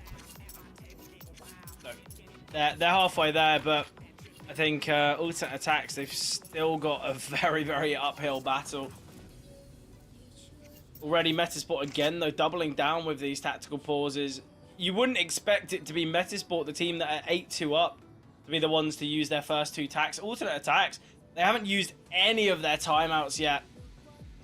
And realistically, they probably should have used them quite a while ago. You're looking at when Metasport were 4-0 up. But do you believe in a comeback? You think there's any chance? No. No. Just kind of entertaining it for the viewer retention, I guess, and I don't know.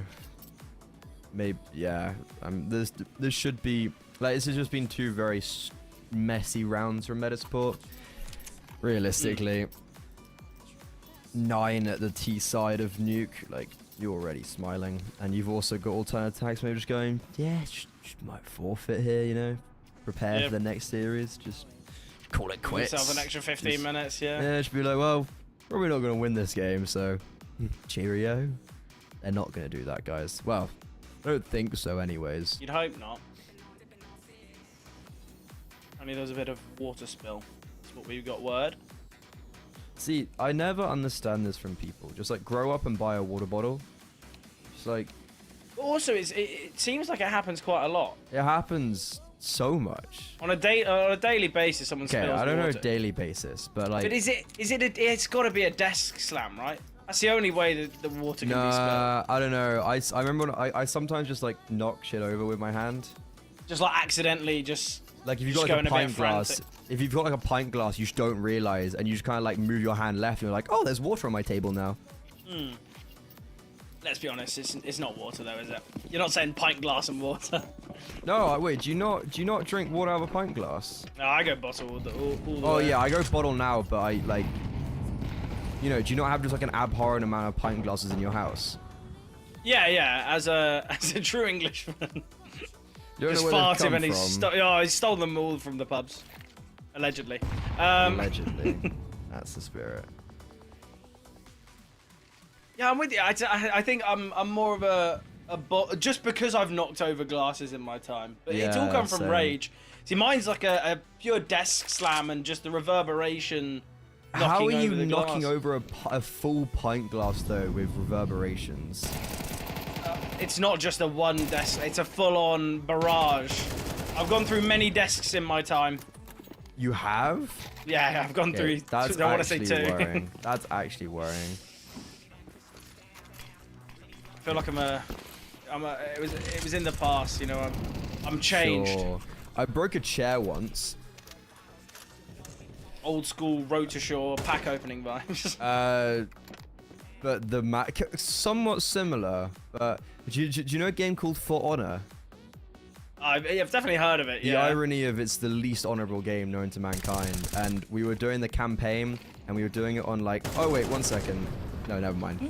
Round's over. Doesn't matter. We were doing so like the campaign is like it basically like the missions are quite lengthy, right? And to do it on the hardest difficulty, you know, you get the challenges of doing the hardest difficulty. Basically, You don't get if checkpoints or anything. So you don't get any checkpoints, and if you do it in a duo, like when one person dies, like you just automatically restart. And we were at the very end. Like when I say like, I mean like I want to say like half an hour of like a mission, and this is hard as well, like intense. I thought you were gonna say like 6 hours. No, but still, like, and I was like 13, and this guy dies, and like we went to school together, didn't talk to him for a week, got up and just flipped my chair, landed on the wooden flooring of my room. Dad runs into my room. I'm just sat there sitting on the floor, chair broken next to me, just like, not a good look, not a good look. Yeah, there's always a story behind a broken chair or a broken desk. Broken a controller playing Skyrim. Not my proudest moment. See, I've never been a controller breaker. I just lobbed mine at the wall. The worst, because like it would be like you're in a game, you break your controller, and then you just have to sit there and watch yourself constantly die, and there's nothing you can do.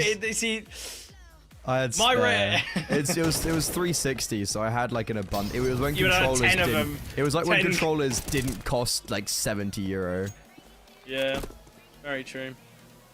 What a tangent. Well, alternate attacks, they will get their third, you'd hope, with Nilo being 15 HP. We turned a boring game into a fun game. Conversations about, you know, bit of rage. I think alternate attacks. What's Are we your gonna be biggest raging about this rage? one? What's your like? Is there a standout moment to you where you were like, whoa, like that was Mine was- like, bam. Yeah, so mine wasn't even in a competitive game. Mine was during 5M. 5M? Yeah, GTA RP. I was a bit of an enjoyer of that, yeah. And it was just that was a desk slammer and a half. Oh, it was painful. As in like, when you say Just, death slam, like, break this down for me. So okay, so it's bad servers. I'm playing on NA servers, Okay. and it's just just a classic lag out, big moment, and it's one of those where it was like a 3-hour storyline converging to this one, and then just lag out, and it was just painful. Just In a gunfight, it was desk broke. But yeah, no, that wasn't the death break. That was my angriest moment. Because the desk break comes from years of slamming the desk, and then you'll like rest, I don't know, like a Domino's pizza box, and it would just fold inwards. Oh, Like yeah. Yeah. The chair flip for me was definitely like, that was one of the all-time moments. What is another all-time moment? It's how Metasport could just end off this game right here. And you know what? They have. Ladies and gentlemen, back to podcast mode. Yeah, there's not really much to tell about this game. I think the game's over. The game was over 20 minutes ago. Yeah, ever since after Dust 2 went the way of Metasport, I think we all knew this game was over. You just look at the stats, you look at kind of the way in which Metasport won Dust, and the individuals for alternate attacks. There's no persuasion. There's nothing about this where you can think alternate attacks are going to take it. Now they head to Metasport CT side, where they've got over double a win rate to their T side. There's just nothing that can be done here for alternate attacks.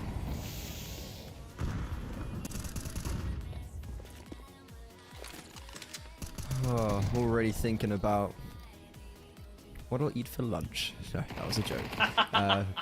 But this should be It's forced by alternate attacks. They've got to win this. Oh no!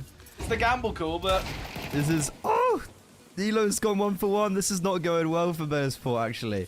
This seems like a really This is an awkward outside push. Okay, what are our reactions? Adam B coming around towards hell. I think the problem is Shine's This is taking all good. control No, of this lobby. this is good. This is good reactions from Esport. isn't, Walking though. into scout, however, is not a good play. Why don't we go again? Oh, it actually works. Yeah, great find from Adam there. It's a good pick. Yeah, and Shine's taking some space. This is going to be problematic because alternate attacks, they're going to spend, 15, 20 seconds shifting towards outside. They've kind of got to go towards main. They don't have time to head elsewhere, and we've still got Shine to work with. Adam B's creeping into lobby. Yeah, I really don't think there's any way in which alternate attacks win this. They're in a 3 versus 2, yet I'm still favoring Metasport just based on positioning alone. Okay, that smoke gives them a real benefit, but Shine, he's going to disrespect it. I love the idea. There's 16 seconds. The bomb's on Perks. If Perks doesn't look at this smoke, this round's over. Shine, he's so close to the smoke. They're going to let the low HP player plant? Oh, I don't love this. Shine pushed through the smoke, but he's just tucked towards vent. Oh, he can't really get out. Like, it's easy. Like, this is the hard position to be in. Oh, he's taken the timing, though. 1 versus 3, baby. The IGL to really prove why they've picked him up. So it's his first tournament in the team. They're looking to make playoffs, and he can just put them 1 step further. There you go. 2 HP, and he leads by example. Look, we were saying alternate attacks are going to have a troublesome time when it comes to winning this. Any comeback is an impossibility. But look, that was the first time where we were thinking, okay, alternate attacks, they finally put kind of the first pieces of the puzzle together. But he's just thrown it all over the floor. Shine, any chance of alternate attacks weaving their way back in has been ripped apart from the MP9 1 versus 3.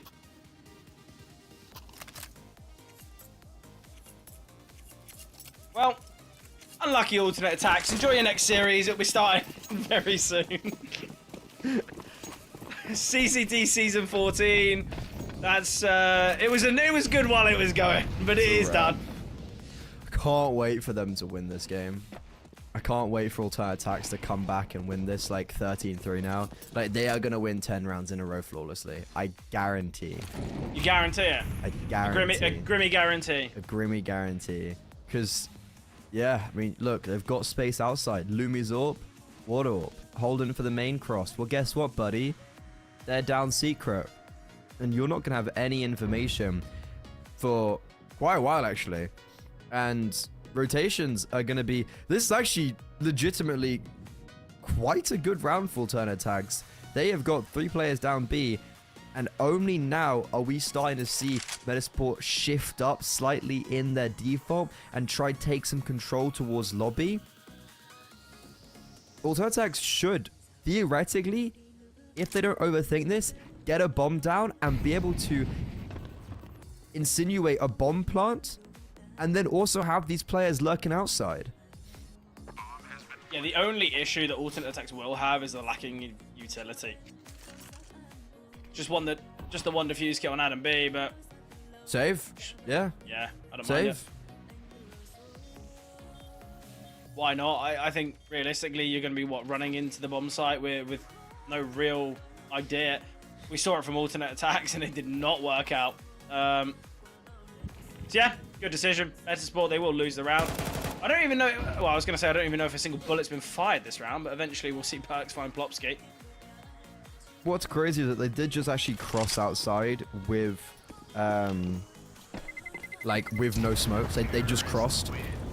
Shifted. And I don't think Lumi was expecting that. Like, he had the AWP outside. We're maybe waiting for some utility. He had a nade, right? Like, he was waiting for a smoke so he could blow that up, whatever. And he wasn't actually holding the outside cross. if Lumi was holding that cross, that round would be a completely different story. But alternate attack do something quite brazen, but ultimately something that's not repeatable. Yeah, it's just the idea now of Metasport. They're going to have an investment where there aren't those limitations. I say that, there is still just the one defuse kit. Nilo's opting to keep some money in the reserve, so is Lumi. Shine with a FAMAS. Had 4 players surviving, yeah.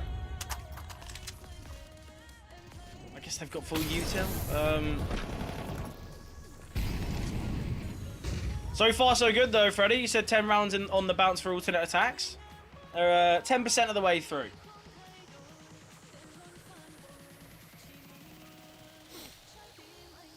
And in a row. It was a good start. Was a good start. It's also another great round where you've got Warzone already in secret. It's a good setup though from Esport. I like this. 1B, AWP ramp, best part of 3 players on A. Plopsky with the primary rifle in heaven should be able to try and restrict Freeze's movement outside. Don't just quite allow him to control everything. Issue is now, this is, oh, okay. Yeah, so they had to go for a lobby crunch because now we've got a threat from main, Shine, sorry, Nilo. I don't know how he gets a second there with the MP9. That's super, super impressive. He's on 21 kills. And look at the reaction. Adam B and Vend. Oh, nope. Doesn't get caught off guard. Unfortunately, Hyped reads into him perfectly. And, yeah, I mean, I rarely see coming up Vent be successful. Sometimes you just got to go secret and just go the long way around. Yeah. Yeah, or if you are going to be going up vent, make sure the players on the bomb site are creating enough presence and pressure. There was flashbangs, there was HEs, there was smoke grenades. Just send something to kind of keep those 3 remaining Ts guessing. They have perfect knowledge of where Lumi resides. Utility coming over. They got double HEs as well, which they're going to send. Lumi. Oh, okay, they're giving him 1v1s.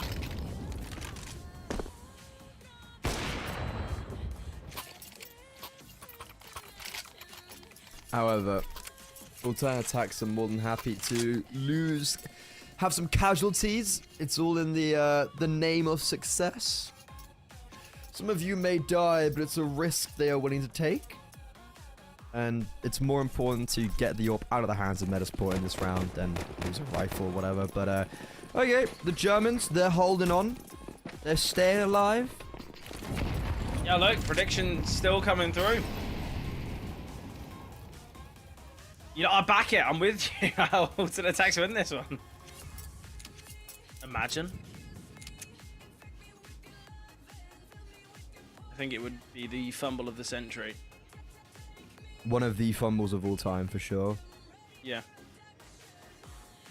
I don't think it would matter, though. Metasport probably win on Verti anyway if they somehow lose here on Nuke.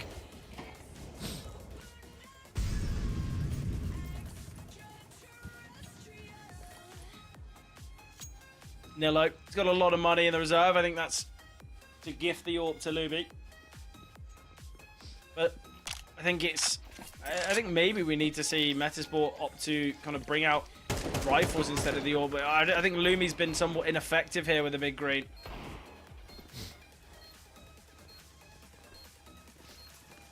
I mean, he hasn't really had a he's never really had any impact or like contact early stages. Like outside, he was holding main cross. They went secret. He went ramp. They went outside. I feel like just having the AWP outside would probably be the best thing. Just a little peek in garage, just something a bit more aggressive. Or just like hold for the secret cross, play around credit, use your grenades for the smokes if they come down. I don't know, just anything other than what he's been doing so far. But he's not gonna have the AWP in this round. Oh wait, no, sorry, it will be. Nilo can drop it over. Or he'll get it eventually. He'll get a AWP. 11-6. You still should be closing this out shortly for Metasport. Should just be a matter of time. 3 rounds in a row though for alternate attacks. At least they can kind of Sometimes take away the but they can take away some positives in just okay. Well, at least we didn't get mega stomped. At least we didn't lose 13-3 here.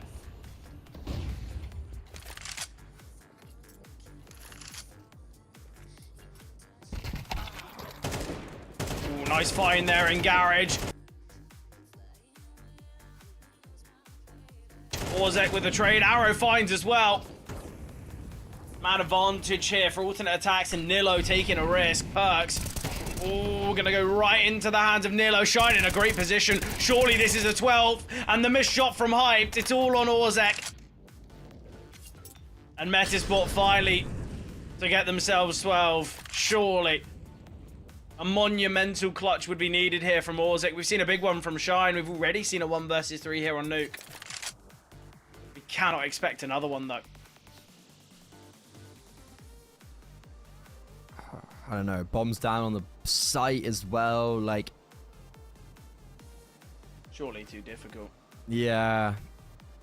That was a really good shutdown on the A bomb site from Nilo and Shime. IGL and a touted player of the year. Combined perfectly, like Nilo takes the first contact, then Shine's playing an off angle where alternate attacks are not expecting him to be there.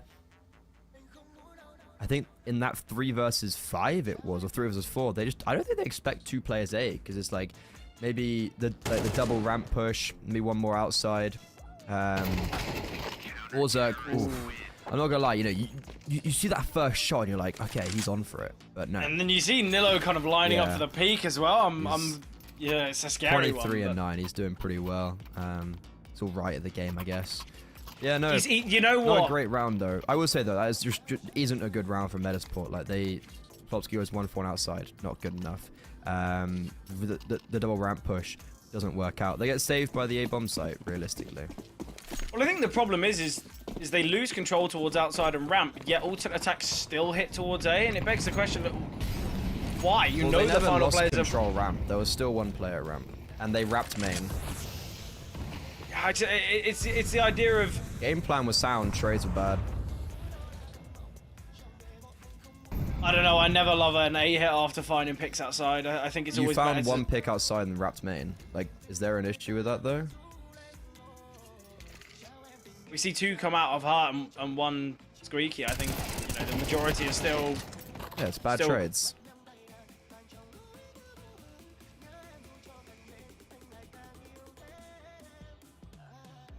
We'll always have differing opinions. I think they go ramp there. They should have done anyway. There was an AWP still ramp. That was the issue. They could have. They had the guy outside. They had, it was Orzek, right? Yeah, they would just have to pump the brakes, then maybe send him outside. But either way, they didn't get the good trades. Regardless, that probably would have been a theme wherever they went. Yeah. And in this round, you need to cross outside. You have got smokes for the cross. Issue is you've only got 1 because Orzek's got the second down on B. So they're going to have to cross dry. They do have an AWP at their disposal to play at range. And Lumi, once again, struggling to find impact. And because of that, it's allowed for alternate attacks to scale down towards B for free. And Perks is adding pressure onto the upper bomb side, just sowing the seeds of confusion in the heads of Metasport. Just going to be the save, though, for Metasport. Quite happy to give alternate attack 7. There's no real need for them to give this one a go. But the finance is pretty poor. There's no need throwing these weapons away. I still think, though, for alternate attacks, it's the idea that they've done a very good job kind of silencing Lumi. Obviously, Nilo, he's taking all the attention and obviously going to be the real focal point and the difference maker for Metasport. But we still need to see something from Lumi. Especially because Lumi had a pretty decent game on Dust. Was one of the players to watch. Obviously, was that top performer when you look at rating. Obviously not in the kill department. That one taken by Nilo. But yeah, I think I was very, very impressed with Lumi on Dust. But it's clear to see the differing in kind of ability when we look at a map that is very AWP-centric, a map that you can really dominate with the scope weapons like Dust 2. And it's clear that obviously Nuke, you can have that similar impact with the AWP, but Lumi certainly isn't providing it here on Nuke.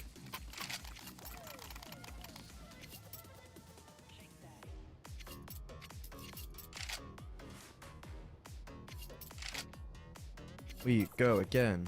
we go again. Comeback is still real. Overtime, here we go.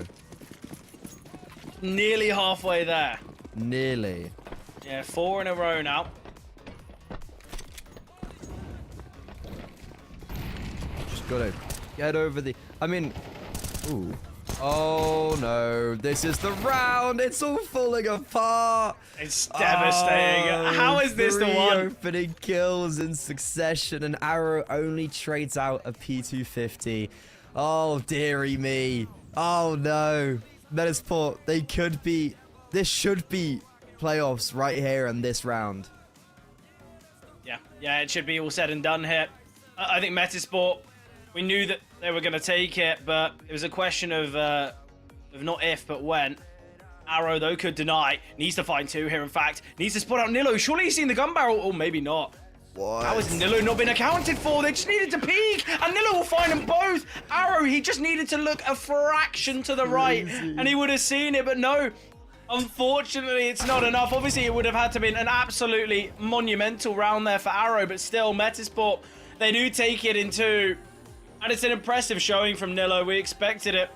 We know what Nilo can provide, and yeah, I think look, congrats to Metasport. I think the way in which they played Dust 2 was a bit of an awkward one. We saw how many of those rounds were a little bit ugly, a little bit bit difficult to watch, I guess. But here on Nuke, they look very dominant on their T side, and I think for a team that has looked pretty weak on their T side in the past, it's clear that it's something that they've worked on, isn't it, Freddie?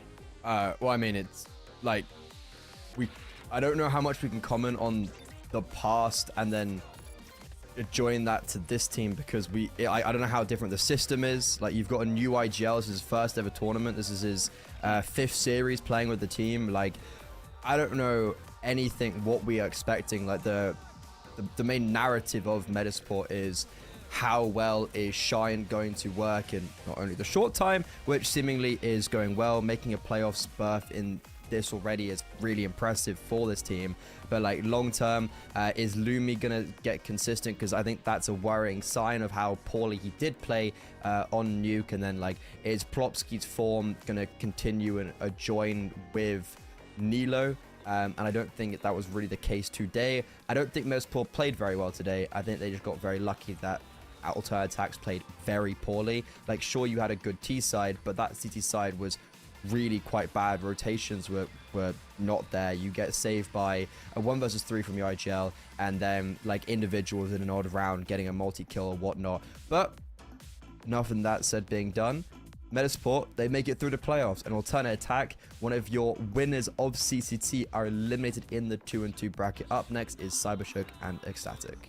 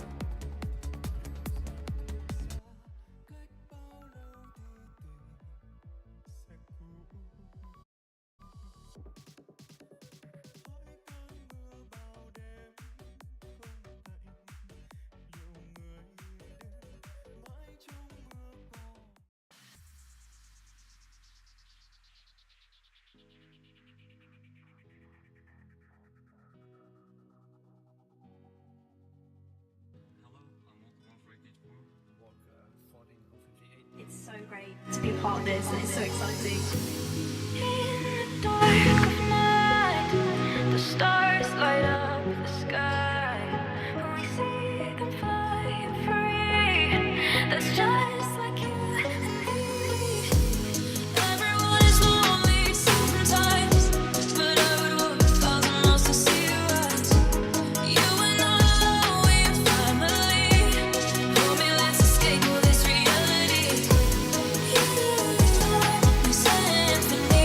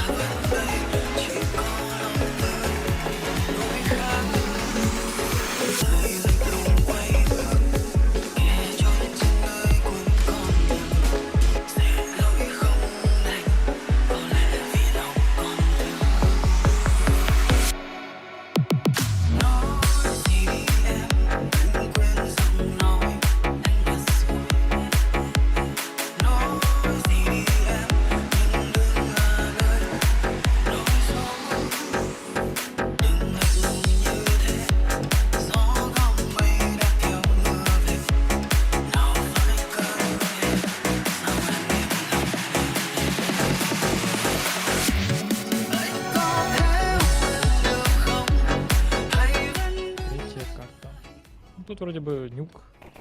Поэтому и там удобно. В принципе, будет разыгрывать для сейта, и для римбазы.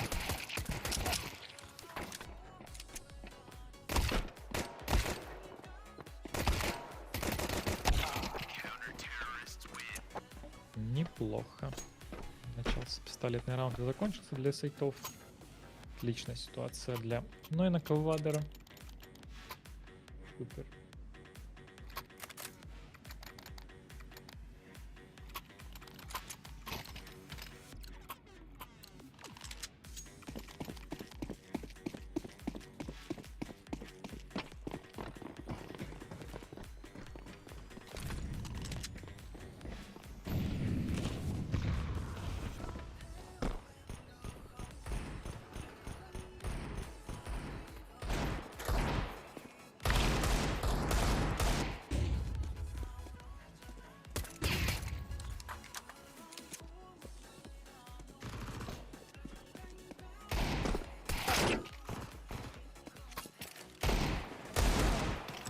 Неплохо.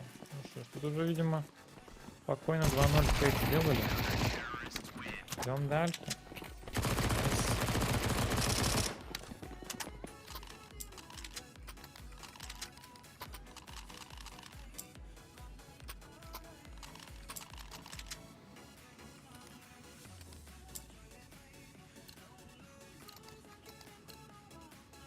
Ладно.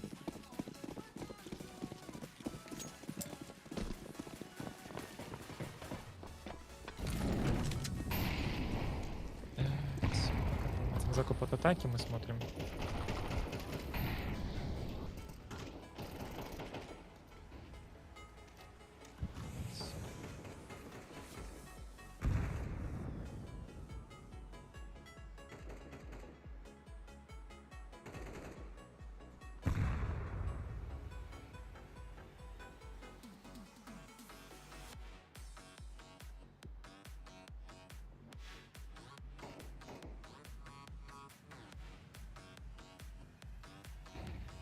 Четыре, пока есть первый минус для защиты, сейты все еще, так сказать, в хорошей ситуации находится.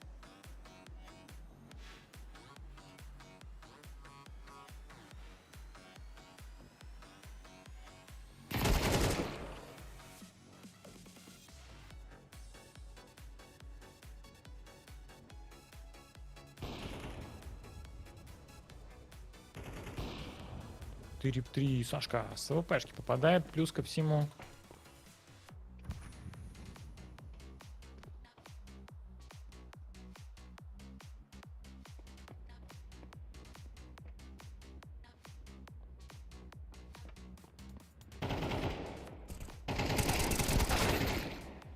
Опа, неплохо докали, короче, рейды.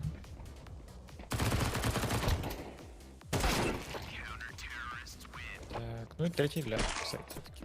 Анлаки. Пока для сейт все прям супер работает. А вот для римбазы не очень. Как-то после первой карты что-то совсем не идет у римбаза. Возможно, и сейчас даже и на этой карте ничего у них не получится. Но посмотрим, может быть, мы не правы. Может быть, они сейчас прям включатся жестко и будут показывать хороший страйк. Может быть, пистолетики плюс скаут.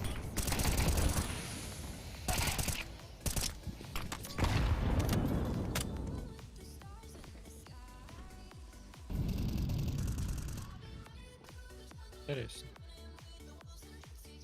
5-3, большинство для защиты.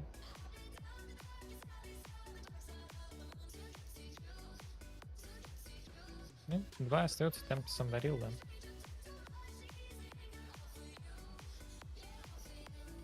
Спокойно, пока защита выигрывает.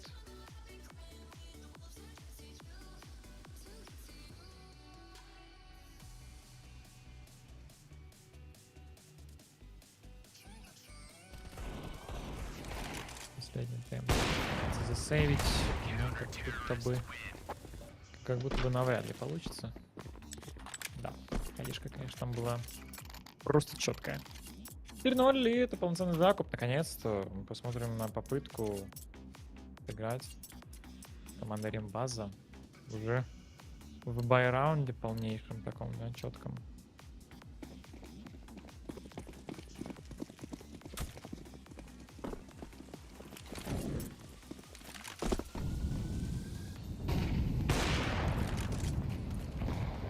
Да, у нас римбаза начала. Как-то более-менее неплохо раунд, уже немножко так побили. Хашку покоцали. Красный, правда, темпте остался. Летел, что тут смока, здесь контролится злоба. Яп, четкий трейд.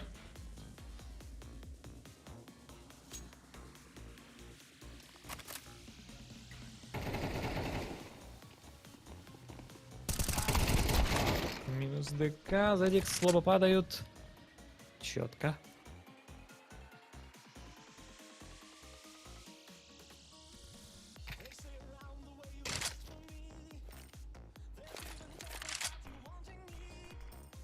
Так, 2 на 2. Теоретически, конечно, красный темп здесь будет смотреться немножко слабенько, но надеюсь, что все-таки у них получится как-то здесь показать что-то интересное.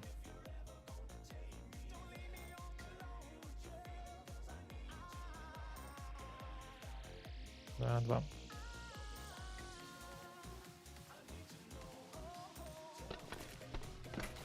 Ставится бомба все-таки на точке Б. Пленти, темпти, яп.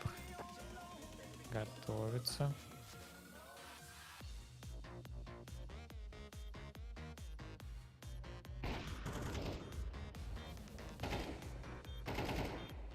Пока вот выход кило темпти и яп падает, это не один, но по нему не было инфы.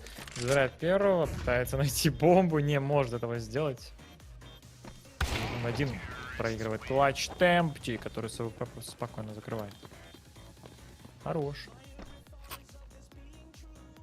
Хорош, действительно.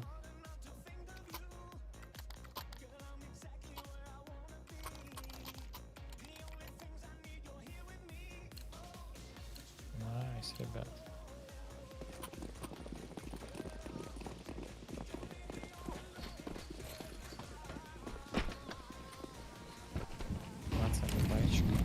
Вот таки. Еще один защита тоже закупается. Интересно, с авиком. Энтри. Нашелся где-то у него энтри килл реально.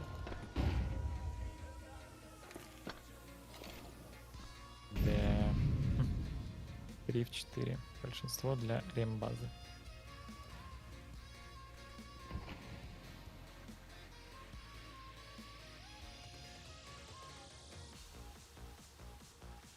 В 3.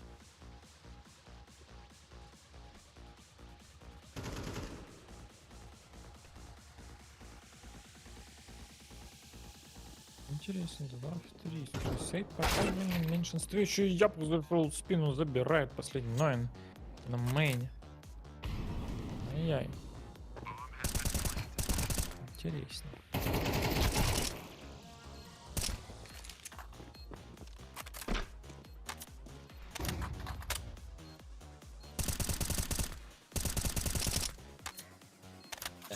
Красный.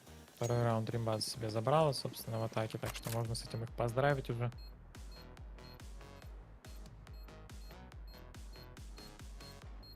Да, думаю, что с этим можно их поздравить.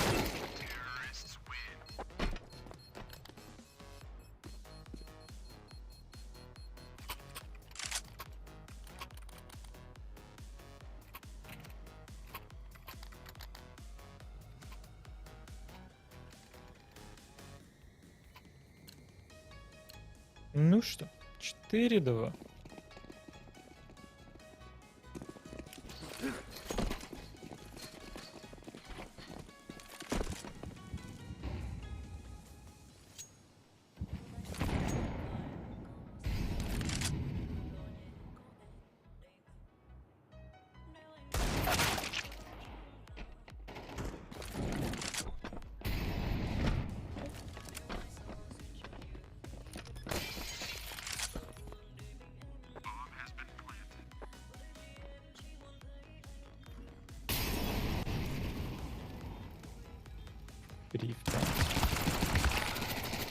Ну и, собственно, 2 большинство.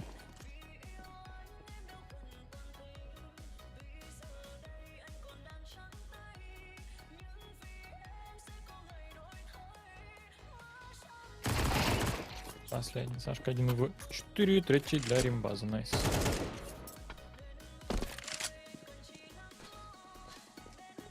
Ну что?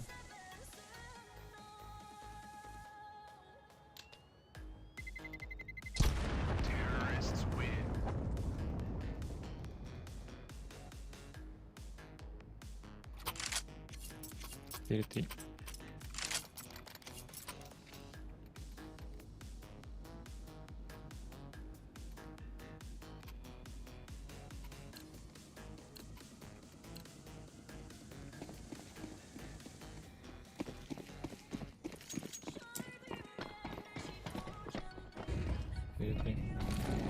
Ну, эти полноценный бай, мне кажется, что здесь, конечно, у Сейд все равно будет посерьезнее. Пока они вроде бы лидируют, но база начинает уже набирать раунды, я вижу.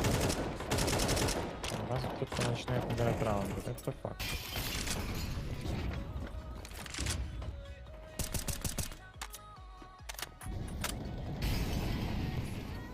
Три в 3.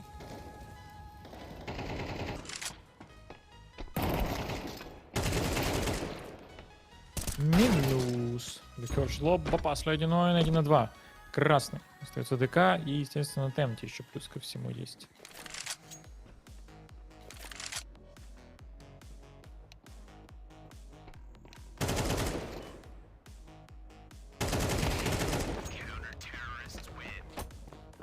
Пять-3. Сейт. Все-таки клатч для Нойна оформляется. Ну, я не знаю, это было красиво, красиво. Хороший раунд от него. 5-3. Дальше будут как-то Сейт пытаться улучшить свою позицию, в общем-то. Я так думаю.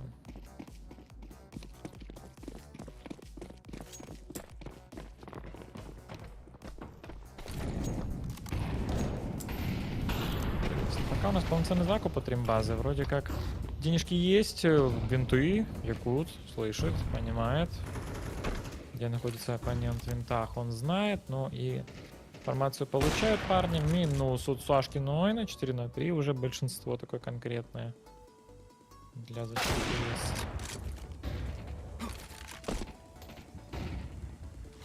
Нормально. 4 в 1 и Ликерыч ласт.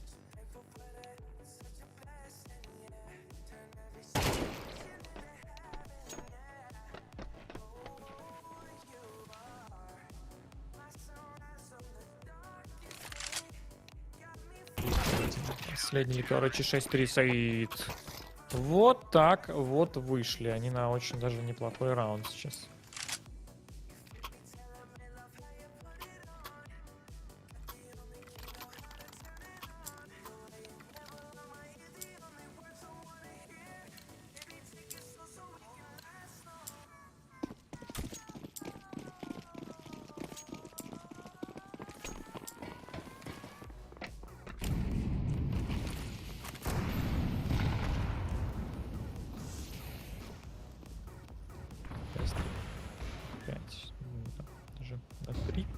В принципе, Сейт уже, я думаю, выигрывает такой раунд. Это более такой форсовый. Хотя и деньги остаются на потом. То есть, ну, такой форсик, да. Якут минуснули. Короче, кстати, уже есть фраг еще по одному. Ну и уже Япах надавил вдвоем. Я думаю, никак здесь не окажутся в какой-то хорошей ситуации. Поэтому 7-3 Сейт могут спокойно выходить. Да, думаю, что на такой счет 7-3 могут спокойно рассчитывать и выходить на него. Спокойной духой. Со спокойной духой, так сказать.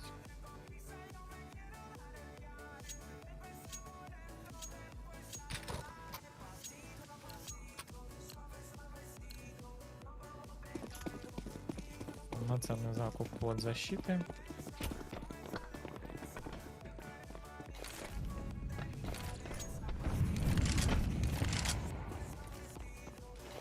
Ну и атака тоже берет то, что может. Япах падает.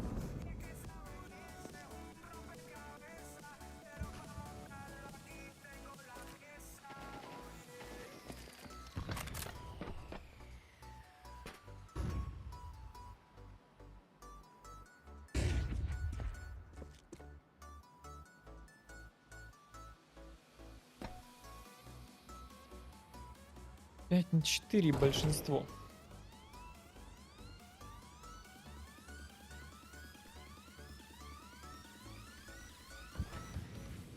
4.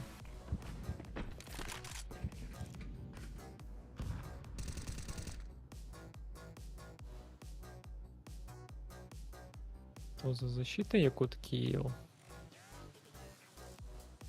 Посмотрим, пока вроде бы смотрится все неплохо, пытаются выйти в мейн ремейс. Римбаза, правда, мало, конечно, шансов, все равно большинство оно душит немножко, даже в этом раунде 11-м.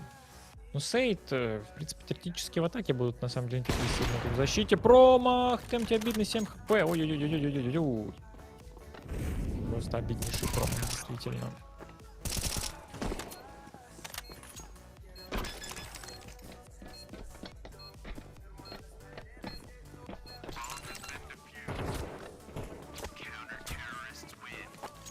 И в 0 закончился этот раунд, просто 8-й сразу для Сейд. Instantly.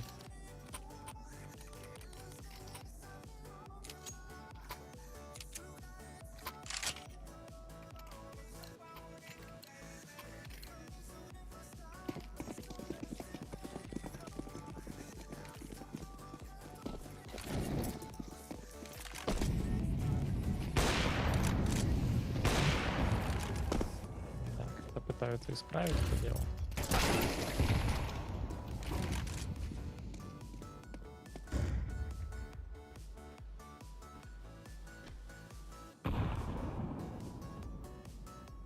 Поехали на last раунд. Первая половина 8-3 пока счет. Римбаз делает энтри по злобе. Они могут, в принципе, выиграть 4-й для себя в атаке. Это будет для них хороший бустик на самом-то деле.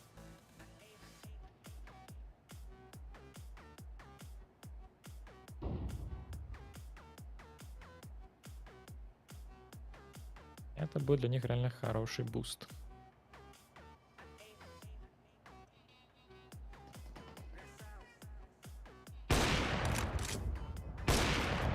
Упс. Пытался попасть, но немножко пока промахи. А вот Римбаза попадает четко по фрагам. Вообще супер.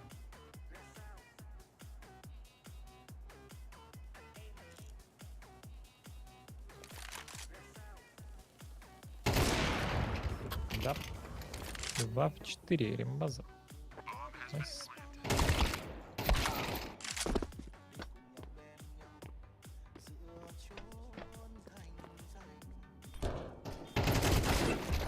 Упс, 8-4 Римбаза. Все-таки первая половиночка за сайтами. В любом случае, это понятно было изначально, но хотелось видеть, конечно, какую-то борьбу посерьезней.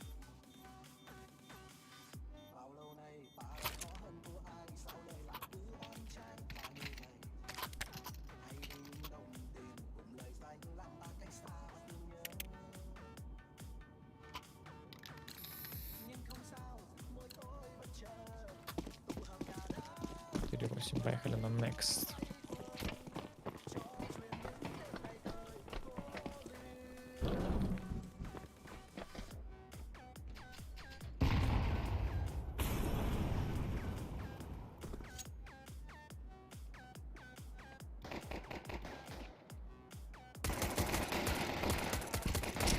Дари, ой-ой-ой, япх. Мощно.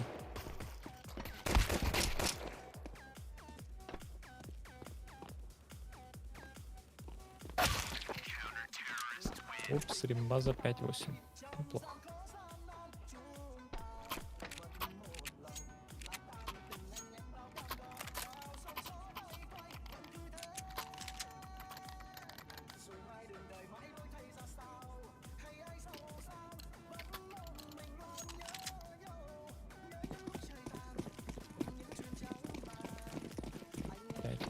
Ну что ж, после пистолетного пока понятно, что Римбаза будет стараться вернуться в игру. На стороне защиты будет пытаться форсить, брать раунды. Пока что МП.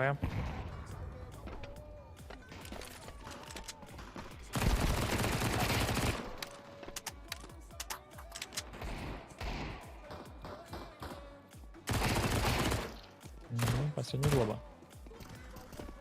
Да. Падает слова. Nice. Стоит для Римбаза, 5 выживают. Отличный трипл килл отдали АДК.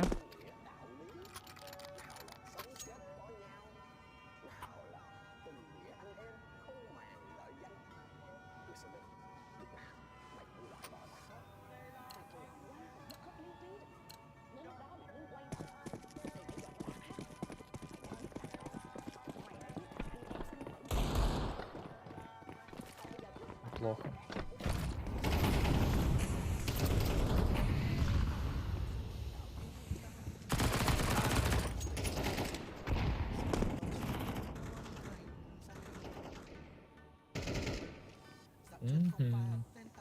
Забивайчик, атаки тоже не особо хорошо получается. Падает Сашка без возможности трейда. Сейд пытаются найти этот трейд, но пока, естественно, ну, не очень оно как-то получается здесь это сделать. Не сильно. Скажем, не слишком много шансов его здесь на выбрать этот трейд. Есть такое.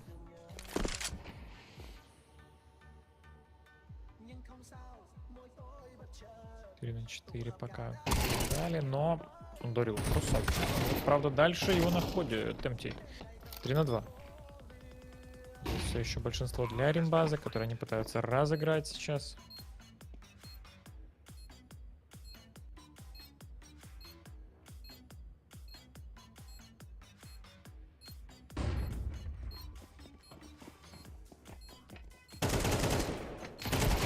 Два. Действительно неплохо.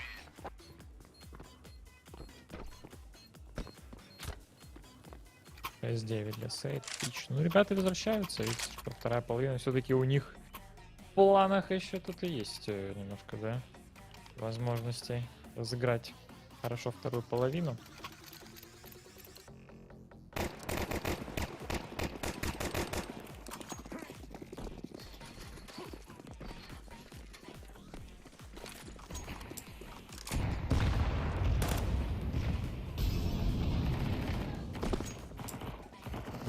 Закупу защиты на последние их деньги, как в принципе и у атаки примерно та же история насчет денег происходит. И сейчас, я думаю, важнейший раунд. Надо взяться за него, иначе это может сильно повлиять на дальнейшую историю этого противостояния. Это может повлиять.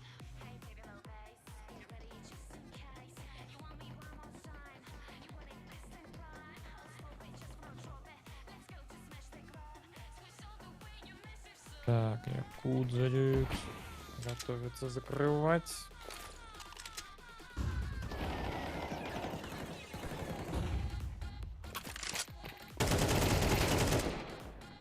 Найс, Ликюр, просто квадро, просто всех закрыл за собой Ликерыч.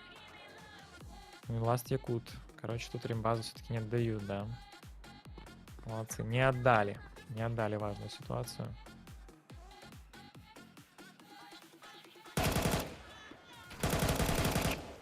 Последний Якут остается.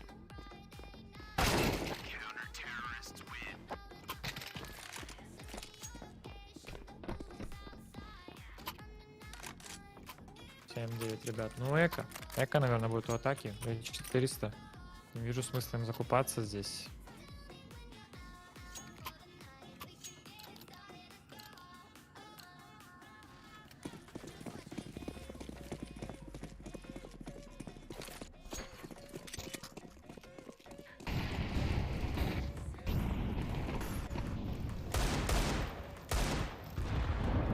Стилетики, аутсайд.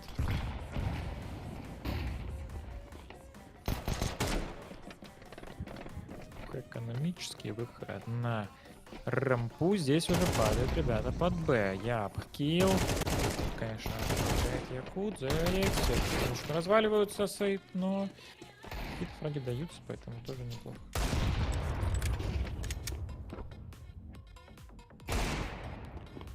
Да, 3-2.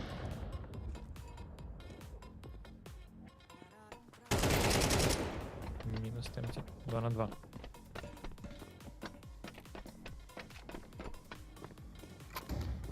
На 2, неплохо.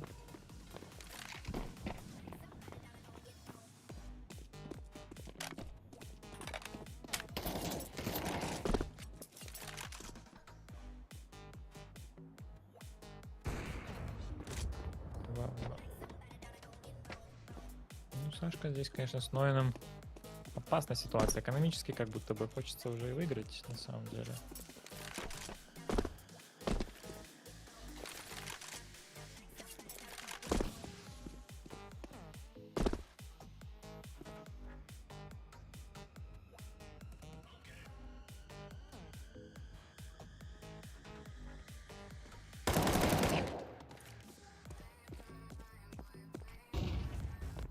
одного. Последняя Сашка. Попытка. Здесь что-то база зарядила 8.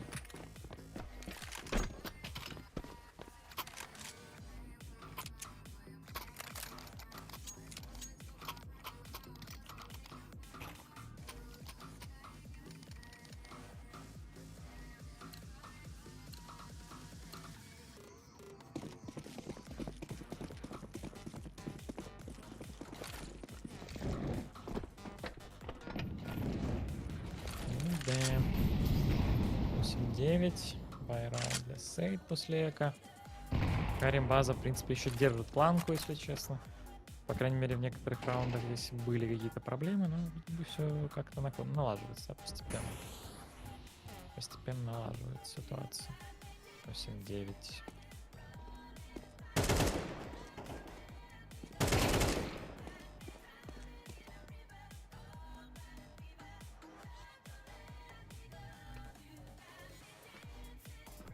В 5.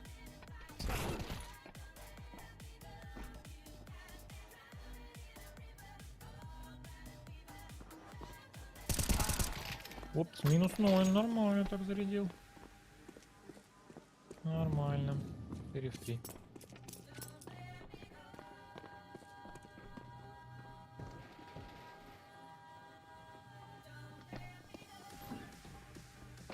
В 3, да, ремазов большинство здесь. Я позицию я по первому. Ай, по второму не смог. Якут 2 на 2 сделал. Пока по второму сложно было доиграть.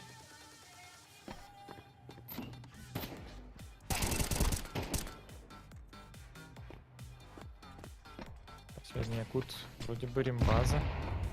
Попыточка дотащить со спины Якуту. Сейчас прилетает. 9-9 рембаза. Сандарил.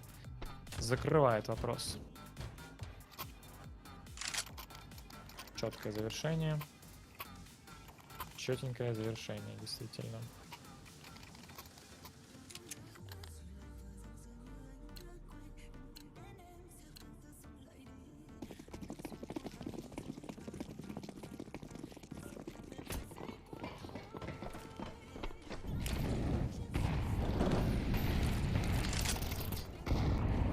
История за Лекса на СМ 3 килл.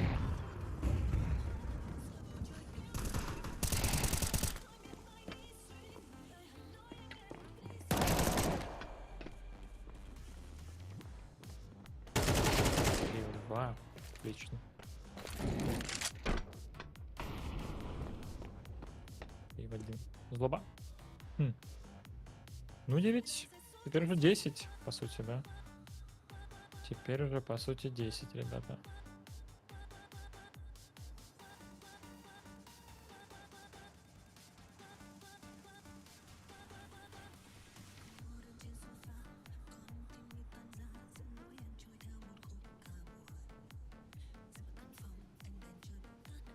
И в 1. Я думаю, Злоба здесь навряд ли уже выиграет такой раунд.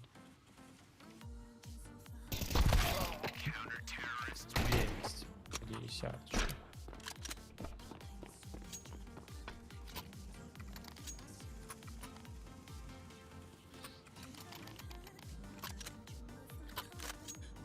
Ну что, полноценный батчик.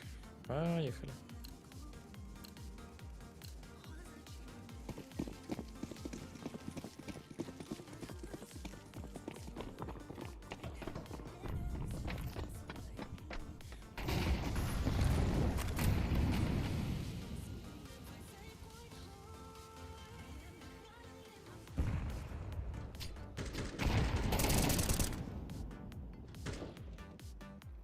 На 4 база килл М3 есть. Хорошая ситуация.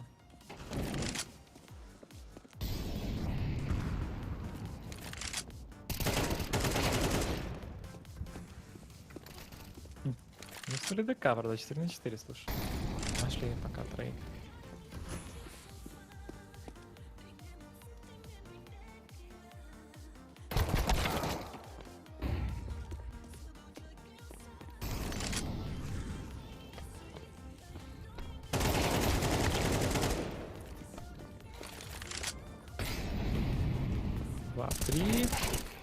База, яп, килл, найс. И по второму Ликерыч. Ты в один центик сластовый. Да что ж такое? Пока в пролете команда. Сейд пока с полноценными раундами, но не складывается. Невозможно, римбаза идет уже на финишную прямую для закрытия первого БО3 сейчас. Все возможно на самом-то деле.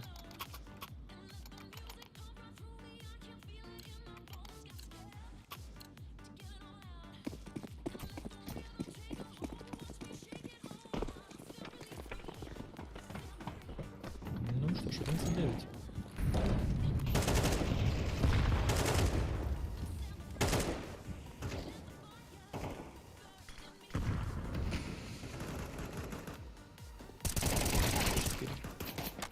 Падает и тут нас.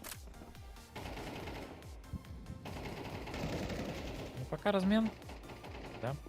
Кстати, пока размены.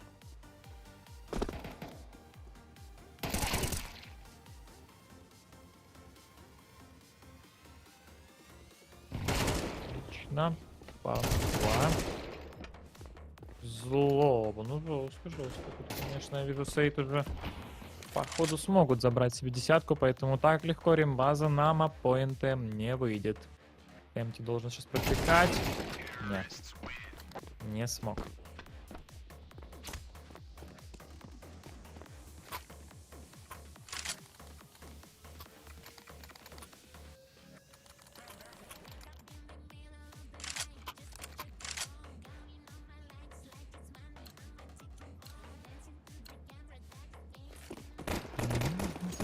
Да, действительно. Ладно, такой более экономный вариант уже римбаза, понимая, что денег особо-то нет, надо как-то подэкономить это дело, потому что хочется все-таки хорошо отыграть без особых проблем, да, уже в раунде, который будет очень важен, а именно 11 счет. Это будет паритет, и хочется, конечно, 12 себе забрать. У меня есть ощущение, что все-таки тут будет какой-то такой раунд наподобие такого опасного выхода на 12-й. Опасного выхода на 12-й раунд. Что наподобие того. 3 в 5. Сейд 11 раунд себе забирают. Но действительно, на вот матчпоинт у римбазы, ну, шансы есть выйти, но как будто тут будут допы реально. Я не знаю, как будто тут как-то напрашиваются дополнительные. Вот, да. Как-то про допы тут больше думается, больше верится, чем о чем-то другом. Ну, короче, Сейд 11 есть.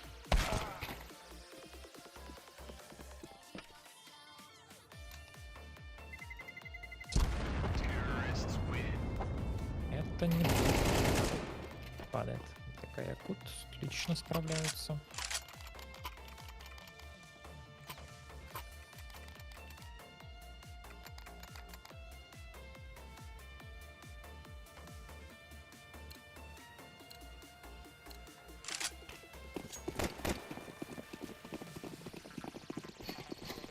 Полноценный супербай. Важнейший эпизод сейчас для римбаза. Посмотрим. Так, флешка Ноин. Отлично. Подарил жесткие минусы по Ноину и Зедиксу.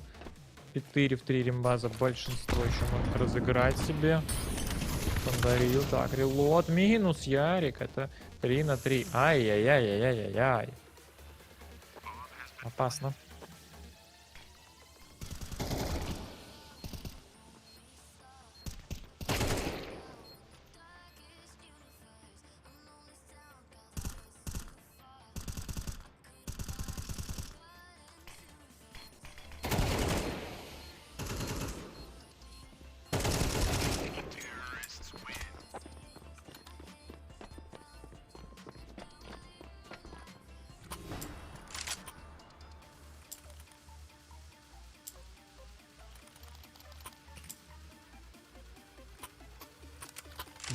За сейтами, ребят. Ну что ж, денег у римбаза все же нет, и походу матчпоинт реально в атаке может оказаться сейчас вроде в 13-й.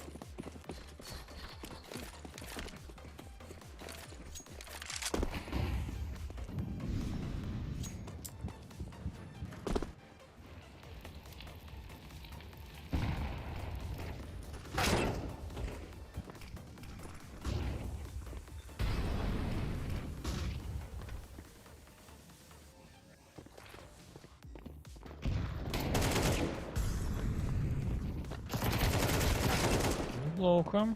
3-5.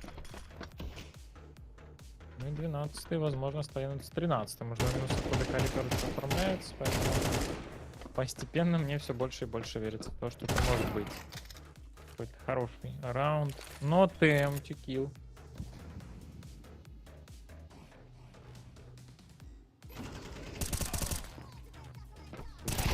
Большинство для атаки, найс.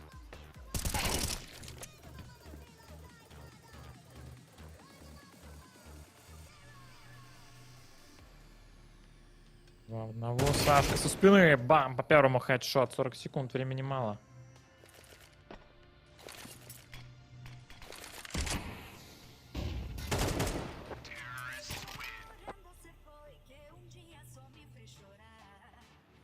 Идем на второй батл, где 15-минутная пауза. Поздравляем Сейд. Супер клатчик для Сашки.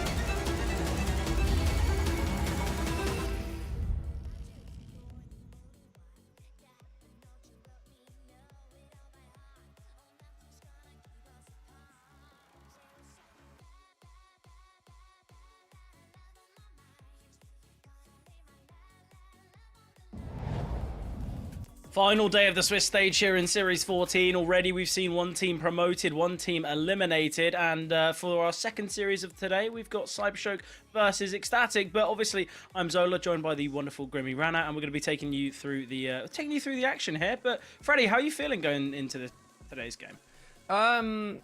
Exciting, because I think when I look at all of the 2-2 games we had, it's like every single one of these teams have made playoffs and are looking to become like a consistent playoff team, and that goes for both Ecstatic and Cybershock. So especially with Ecstatic making a deeper run in the last two, you know, they've got back-to-back top 8 finishes. Like, these teams are capable of making those runs, but it's going to be, I think, for either of these teams, a kind of asterisk of an upset of that they're not able to get past this stage if they do lose today. Yeah, I think as well, when you look at some of the teams that have already been eliminated, we've seen a previous series winner in alternate attacks falling. In the last series, Drillers, they made it to playoffs last time, 1-3. Permitter 0-3, and I'll be honest as well, you look at a team like Ruby, you think back to a couple months ago, Ruby were a team that were looking pretty decent in the Swiss stage, yet now they are consistently going that kind of 0-3. So there's a lot of chopping and changing. You're looking at some of the academy rosters as well that have progressed. Spirit Academy have been really impressive in the last couple of CCT. So I'm excited here. I'm excited for what the playoffs does hold. But with these two final matches, it will determine which final two teams are going to be making it through. And speaking of teams, Freddie, why don't we bring up the rosters? Why don't we look at Cybershock? We can have a little bit of a talk about their team, because I think a lot of the time when we look at this Cybershock roster, we talk about individuals. But why don't you highlight which ones you think are going to be performing here today? Well, straight off the bat, Phenomen. This man's just another spawn of CIS AWPers that has come out of nowhere. Turns out he's amazing. He's very individually good as well. Not an Eki, I feel like he's been on an upward trajectory because he's a Spirit Academy graduate. And I haven't, like, he was one of the players where I was like, I wasn't too impressed with, like, the roles he's in. I kind of expected him to do a little bit more. Whereas, like, you look at Levantino and you're like, okay, Levantino, he's consistent. You don't expect him to be at the top of the scoreboard, but he's really consistent. And I think that's something I find with Cybershock is that there is a big lack of consistency, unfortunately. Phenomen's style of AWPing is very crazy. I think that's the best way to put it. And it does lead to a lot of inconsistencies. And I think Lovicus as well, who plays star roles, doesn't necessarily always have the right, he just sometimes falls off, like, when he cannot be, to be honest. So I think with Cybershock, like, it's very interesting. Every time I watch him, I'm like, which Cybershock am I going to see? Am I going to see the one where everyone's nailing their shots and it's like this perfect Counter-Strike, or are we going to have missed AWP shots, like inconsistency across the board? Like, they're a very volatile team, and it's just who will we see today out of them? Yeah, definitely. I think it's that idea that everyone could be that top performer, everyone can be that difference maker, but at the same time, because they are so heavily lent on individuals, sometimes they could get outcooled, they could get have games where you don't have your Lovicuses and your Phenomen's carrying, and that's where they fall short. But hopefully today isn't one of those days, because they are facing off against a tough opponent, and it is Ecstatic. But for them, they've made recent roster changes, they've obviously got new leadership, and obviously with the the loss of Towson, gone to Gamer Legion, I think this Ecstatic side has lost a real focal point regarding firepower, but it's clear that they're still putting up results. They're still keeping things competitive, and I think it's just clear to see that in a couple months' time, we know that this Ecstatic roster will be at new heights, and I think that's the real excitement that I guess we see. But I'm looking at this roster. The two players I always look at are TE and Nut. I feel like TE is that consistent factor providing the frags. Nut because kind of just taking a lot of space on the T side, really good at taking lurks and creating this kind of timings and stuff like that for the team. A player that I really want to see step up today is Christu. I feel like Christu has had really kind of shaky results recently. 1.02 rating as an AWPer. How much is Christy going to be able to do against Phenomen? That's the question. And obviously in a couple hours' time, we'll have the answer. But Freddie, anyone else you want to point out? I just want to say is, like, in general, leaning away from the individuals for Ecstatic, the one thing that's really impressed me, and it's still a lot of questions in the air of, like, TMB joining as new IGL.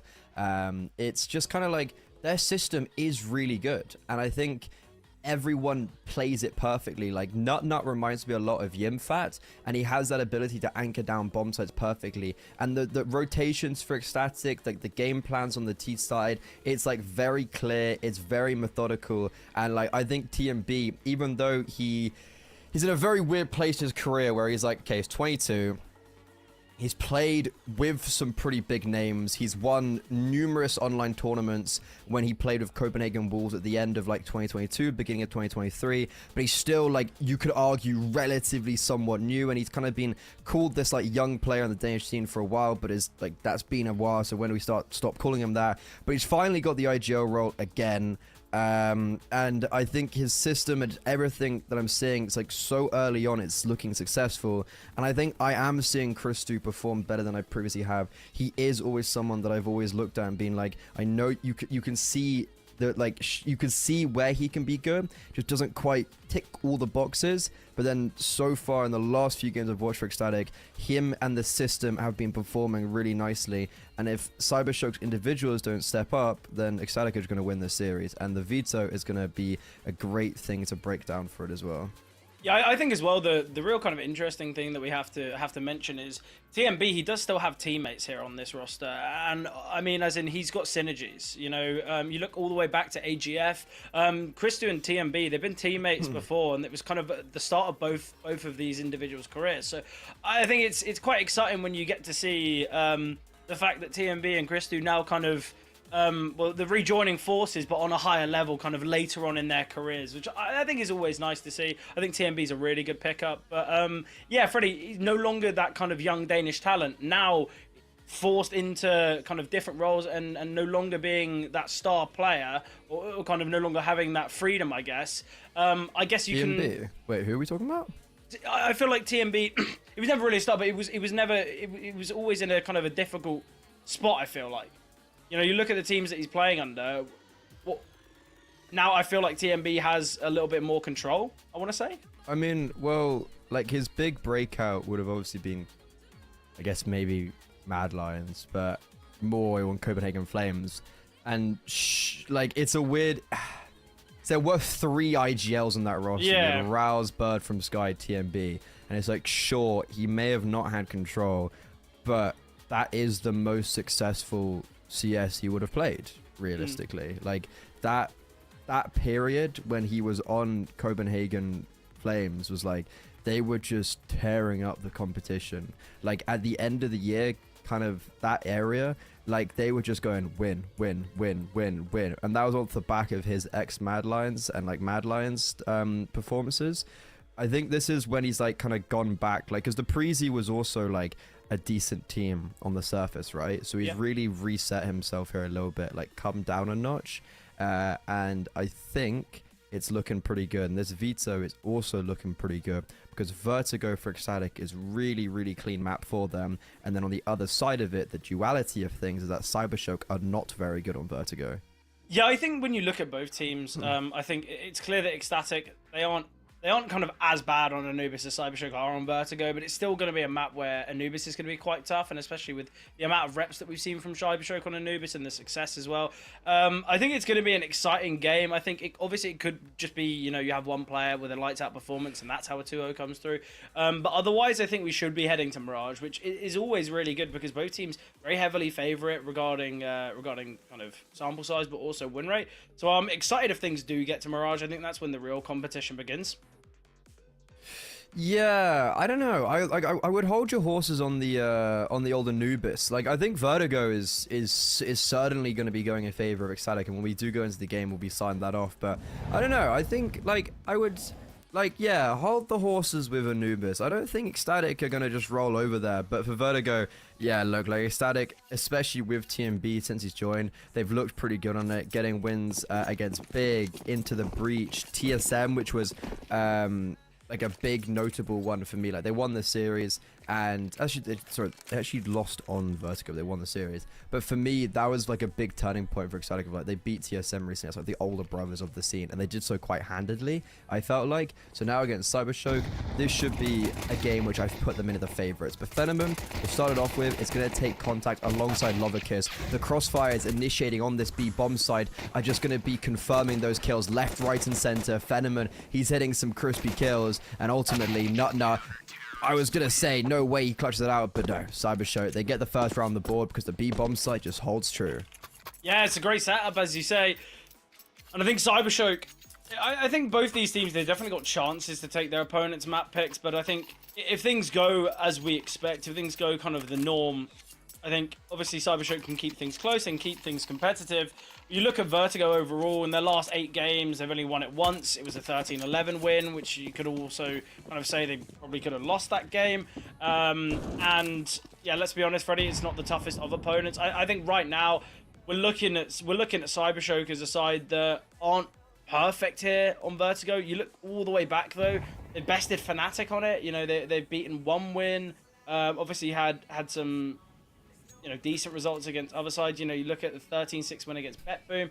It's just the consistency here on Vertigo that can just be so costly for Cybershock. Was that game versus Fnatic Levantino's debut on HLTV? I'll have to find out. Because he played his first series. Ago. Yeah, he played his first series against Fnatic, but they played twice in that same. It was like the Res group. Oh, it was the second one. It was the second one. Well, yeah, it was one of Levantino's debuts on HTV, kind of trial by fire-esque activity. But enough of Fnatic. They ain't here. We're in the group stage. 2-2. Cybershock on their opponent's map pick, currently 2-0 up. They went pistol, converted eco, easy peasy. That's the real Fenneman's got an AWP out. Yeah, very early by on. 17 and I love it. I think that's the best thing you can do. Full util as well. There's no discrepancies with this. They haven't got glass cannon all. So Fenneman, do something pretty with it, boy. Well, I really like this as well from Fenneman. They've dropped the Molotov, he fires off a pot shot, and I think the T's might have thought, okay, well, Fenneman, now he's given up his game plan, he's given up his position, could likely just back away. But yeah, I'm loving the idea that the AWP's in play, and with still 4,000 or thereabout in the reserve, it just means that we can see Fenneman on that big green as soon as possible, because we talk about AWPers a lot of the time, don't we, Freddie? When not only can you struggle to get the big green in hand, but you know you might only have 1-2 rounds with it, and you know your opponents opt to go towards the other bomb site, and you just don't really get the impact. Kind of what we saw from Lumi on map 2, on Nuke for Metasport. Yeah, they still won it. Here though for Fenneman, he's looking to try and kind of get that early impact.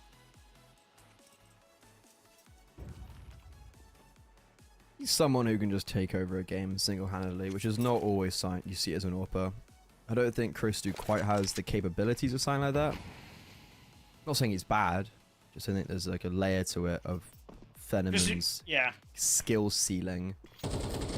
I think that, I think the difference is it seems like Christu isn't. Yeah, Christu, as you said, I think he's more of kind of a traditional opener. Fenneman has those kind of mental moments where. Cynic, sorry, like on this execute, Cynic just died for a smoke by accident.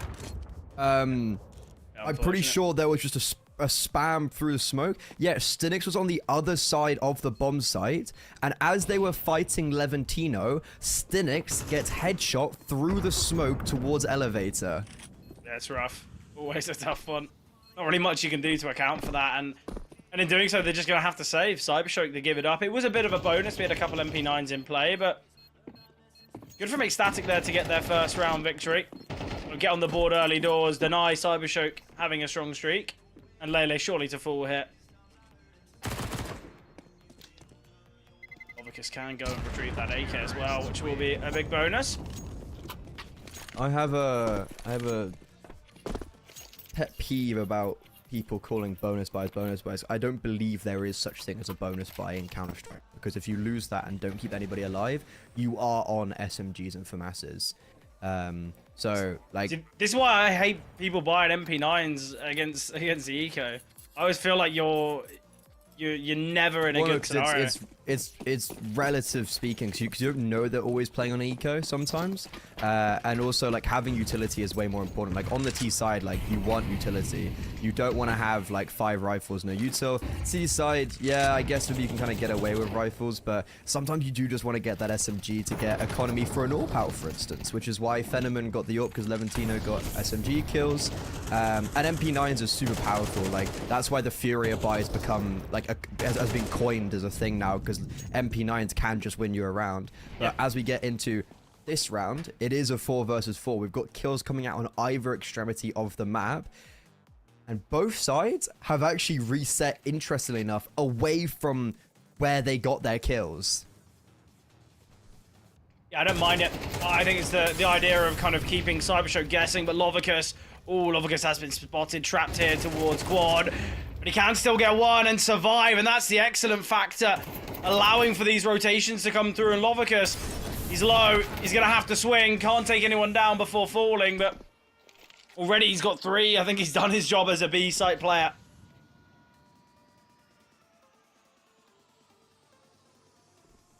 It's actually really impressive. That was a great round. Like, he single-handedly wins that for Cybershock.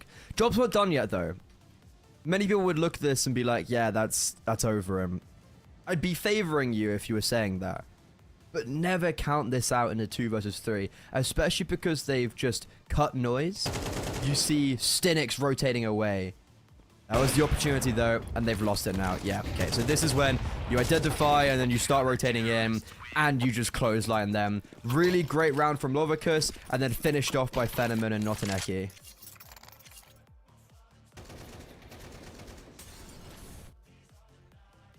Yeah, I think right now, though, you know, however well or kind of important the final 2 kills are, it's unable to happen, unable to occur without Lovicus.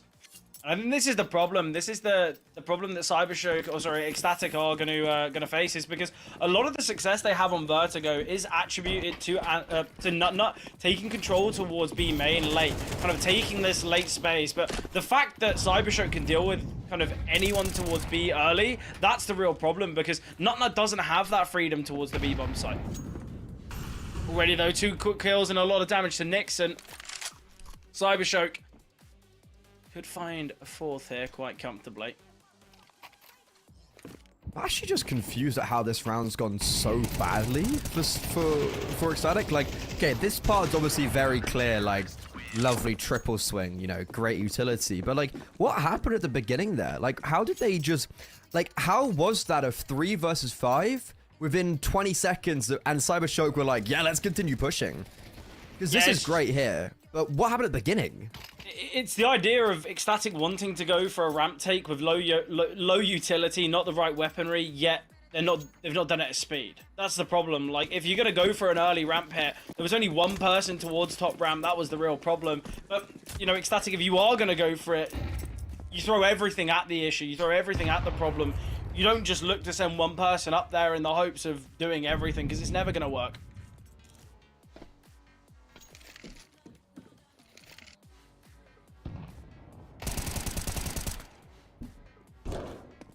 So simple for Lovicus, that. Question is whether he can get information. Well, spotted the second. That's unfortunate. A Deke shot only doing 3 damage. Lovicus and Notineki can pick apart the B-side aggressors quite comfortably. It's not a great start for Ecstatic, is it? No, certainly not. And I think as well, when you look at these half-by rounds, this is where you want to deal some economic damage, but Cybershock are looking very comfortable here. Nixon might be able to get 1 more, but both players struggling here. I will reassure you, these are pro players. You got a reload in there after shooting the deagle. You got a full reload, another 7 bullets. What are your thoughts on TMB's view model, by the way? Oh, I've spent enough time discrediting the view model. What do you have you seen Artist's view model and his settings at LAN? From I've seen it in a server. I've not seen it. I've not seen it. His POV. No, dude. Like, you think TMB's is cursed? Artist not only has a worse view model, his monitor's upside down. His monitor is literally like above him, like he cranes his neck. No, like his settings are just so cursed. But it's like the whole point was that you could see through Mongolz back in Go. Do you remember when it was like big Mongolz? Yeah, like you could just see through Mongolz. But at the same time, he sacrificed everything else for that. I'll be honest, I think it's a worthy sacrifice. It was, I remember looking at me like, that's actually quite smart. I just wouldn't be able to do that now. Like, I wouldn't be able to adjust to that. Yeah. Also, great util B just off. That's a great, nice little setup for Notineki.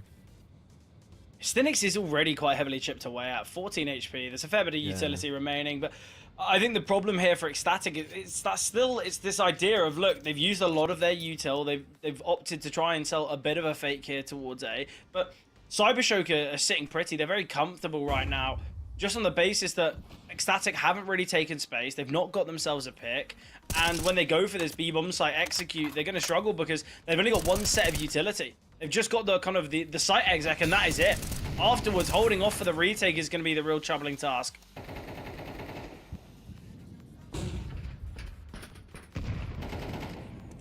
"25 seconds. Are we committing off this? Yeah, no, I think Nixon's taking control. I think we're going A. Yeah, Nixon. Oh, okay, that's how you win a round. Just walk up A, I guess, and just blow both their brains out. Yeah, and then you have this like setup of Te.le, who was also in middle, boosted up, so that's able to counteract any players that are rotating or just kind of anyone in middle. That was actually okay. A nice round. Like, this is what I mean. Great system from Ecstatic. You put pressure towards B after having previously pressure towards A. You make it feel like, yeah, we're going towards B.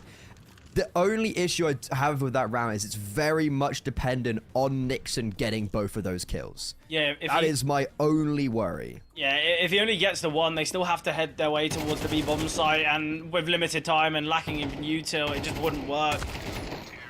Not a necky. We'll find one before falling. Finances can slowly look to be growing for Ecstatic, but they're still not sitting comfortably. Yeah, for CyberShock, we'll see an investment. We'll see the AWP for Fenneman. Still, though, I think CyberShock are, you know, in a very, very comfortable position right now. It's only the second round found from Ecstatic. And I think it all comes off a ridiculous double. Obviously, Nixon, he does well there, but it has to be said, a trade probably should have been seen there from Fenneman. Yeah, it's a very weird round, but either way, Ecstatic, they get some more on the board. That's all that we care about. And it's an interesting default from CyberShock. Instead of heavily taking one of the extremities, they put pressure towards middle. Te.le takes contact, and Notoneki is going to rotate away, but leave Fenneman here with the AWP. Unfortunately, though, guys, remember what Nixon did last round, where he's looking to replicate that. He's already ripped one head off, and he might have to rip some more off because his teammates are falling around him. In the meantime, though, remember I told you that Fenneman got left in mid? Well, Te.le somehow wins out that duel. Yeah, I think it's just a predictive approach from Te.le. Assuming, okay, well, Fenneman's he's not peaked towards B, he's not peaked towards A. There's a high chance he is playing that new off angle in mid. So I think it's great awareness from Te.le. Still just a one-man advantage, though. Ecstatic, they can take control of the A-bomb side. We've already seen a double rotation. We've got both Notoneki and Lovicus making their way through, and this is where Te.le is controlling mid. Has to be found, but Stinix, okay. What? Just out in the open, but Nixon's prepared for it. Not again, Nixon! Nixon able to find three in this round. What we just watched? Sorry, like, I've watched enough of Ecstatic to know that that's like, I have never seen that just level of individualism from Nixon. Like, dude, that's 2 rounds in a row where he has just found 5 kills completely by himself, just going, yeah, I'm gonna kill you. He just gets the timings. Like, a lot of it sure is raw aim. Don't get me wrong. Like, that's lovely micro adjustment here. But, and yeah, these are really nice micro adjustments, but he has the awareness on every single one of these kills. Like, he knows exactly where to aim, where to look, when to peek. So, fair play, Nixon, man. Like, that's sign that I wasn't aware of your game. Yeah, it's just kind of good fundamentals there from Nixon, but I think as well, we talk about confidence playing such a big factor when it comes to individual success in CS, and it's clear that Nixon's just feeling confident here. Boost coming through. It is a triple boost, of which Nixon will dismantle as he finds 3 there. Okay, and Te.le falls, but who cares? Nixon. That's what, 8 kills in the last 3 rounds? You got 2, 3, 3. Yeah, that's 8. It was 2 and 6. I mean, like, honestly, fair play.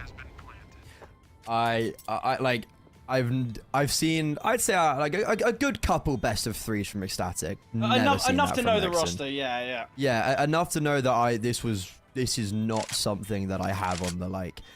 I don't enter a game and be like, oh yes, Nixon's gonna go and kill them all every round. Yeah.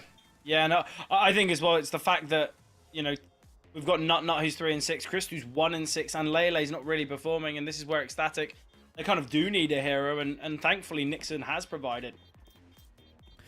To be fair, I'm looking at I'll be honest, Nixon's never a player that's really struck me as like a underrated player. What you want though? Maybe a bit of difficulty recently. Like he's been having a few off best of threes in the last I guess maybe since TMB joined, give or take. But dude, okay, I've got my eye on you. Watch him just not get a kill for the rest of the game. Rest of the series. Yeah, rest of the series goes quintuple neg. He's got 1.06 rating. Like it's kind of. It's on the edge of both good and bad. If you look at his recent, his last couple games have been really poor. But if you look at the beginning of the year, last year, genuine decent results there. Not gonna lie. Yeah. Also, he's just got another opener in this round, by the way. Just continuing that theme. That's so 4 rounds in a row. Get more kills, I guess. Yeah, it's just 4 rounds in a row, pretty much. Unfortunately, though, for Ecstatic, this has been the Nixon show so far on Vertigo. So there's naturally the conversation of being like, okay, need someone else. Christu will not be that hero in this round. Yeah, poor entry flash. TMB has just fully flashed Nixon as he missed that opening, he missed the entry flashbang. So it gives even more information as well to Cybershock. Yeah.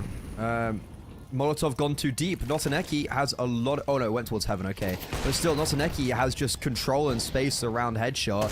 Fenneman's able to strike from the heavens. Nut and Nixon. Oh, both coming from the Sashi Academy squad. Now looking to complete a 2 versus 3. Fenneman, that is a great quickscope. And he knows Nut's low HP. You can try all you want, but Fenneman is way too mighty. Yeah, Fenneman. We know he can be such a key player, not only in the clutches, but just as an individual, and kind of just completely showing everything that this one individual can provide. Obviously, we see a bit of a back and forth game. Cybershock having the initial start. Ecstatic looking as though they're going to level things up 5 apiece, but Cybershock now at worst, they have 6 here in this half. And as we said, look, this should be a pretty one-sided, a pretty kind of easily seen map 1 kind of victory here for Ecstatic. But you're looking at the stats, you're looking at kind of the recent results of Cybershock and the struggles that they've seen on Vertigo. A vast majority of the time it's their CT side, in fact, which they seem to fumble. So right now, Cybershock, they're in pole position, they're in a really good spot. They just need to get at least one more round here. They've got to confirm the half, and that's where we're saying, pistol round, the conversion of that could give them absolutely everything.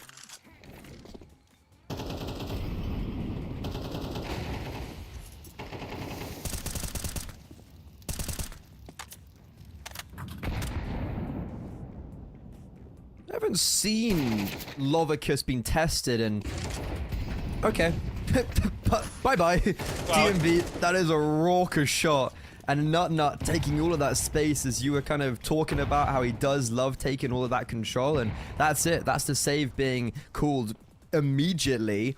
Ecstatic just get 2 very swift opening kills. Lovicus and Notaneki die, and they just call it quits in this round. Yeah, instant save. It will give them an investment in the last. I think Ecstatic, I think they've been a little bit silenced. They've kind of been a little bit, might be a bit of a confusing one for them, because they might have just thought they'd waltz into this game with ease and take map 1, and it'd be a question of, look, are we going to 2-0 on Anubis? Are we going to take things on Mirage? But already a lot of positives that you can take away from Cybershock right now. I think, to be honest, there's loads of parallels between maybe Aurora Youngblood, Cybershock, those kind of teams where it's I would never be playing a game against them and feel like, even if you're on your best map and they're on their worst, that you're safe their just individualism could just pull them over the line. Like Fenneman's 1v2 there, right? Like that's a sick quick scope instant headshot with a USP. Like it's just those type of rounds, but it doesn't matter what map you're playing. Like he can just do that. So I think if you're ever playing a team like CyberShock, you're always kind of you've got your wits about you. Something that isn't filling me with much positives is that Christu is an AWP in play, but he's not wielding it.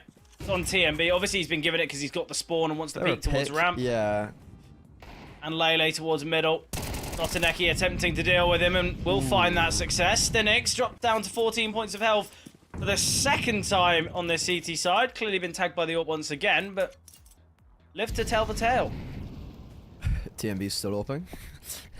Finally been okay, no, finally. Also, that's actually quite a good kill. Levantino, what a spray! I cannot believe he holds that long range and still hits the headshot in TMB. I was orchestrating the point of like, look, that kill on Te.le is massive because it allows free-flowing rotations. Te.le's been a real pain in a thorn in the side for CyberShock. Yeah. He's only had, he was 6 and 9 going into this round, but a lot of those kills are very high impact of like killing the open middle, catching rotations, you know, that type of theme where it's like small amount. What? What is that from Christu? Oh, what? Fenneman had an AWP. Yeah, I don't know. I'm like, this is a 2 versus 4 that's been turned into a 2 versus 2. TRtrebuC charging forward, looking to deny the bomb. Will not be able to, but still will eliminate Christu. Not. It's time for his clutch. 1 versus 2. Spams a smoke. TRtrebuC gives up his kill, but Lovicus has rotated around to Gab, and he will catch off Not in the side. All that excitement will be lost in the annals of time. yeah, it's so painful because you see these kind of big, crazy moments of which kills come through, and I'll be honest, Freddie, I was kind of lost for words. I let you keep the microphone because I was kind of a bit shocked there at what just witnessed, and it's the fact that it amounts to nothing. That's the most painful thing. I hope you have a replay. It's the fact. Hey. Jesus, man. Like, actually, like, what is that? And they lose the rounds.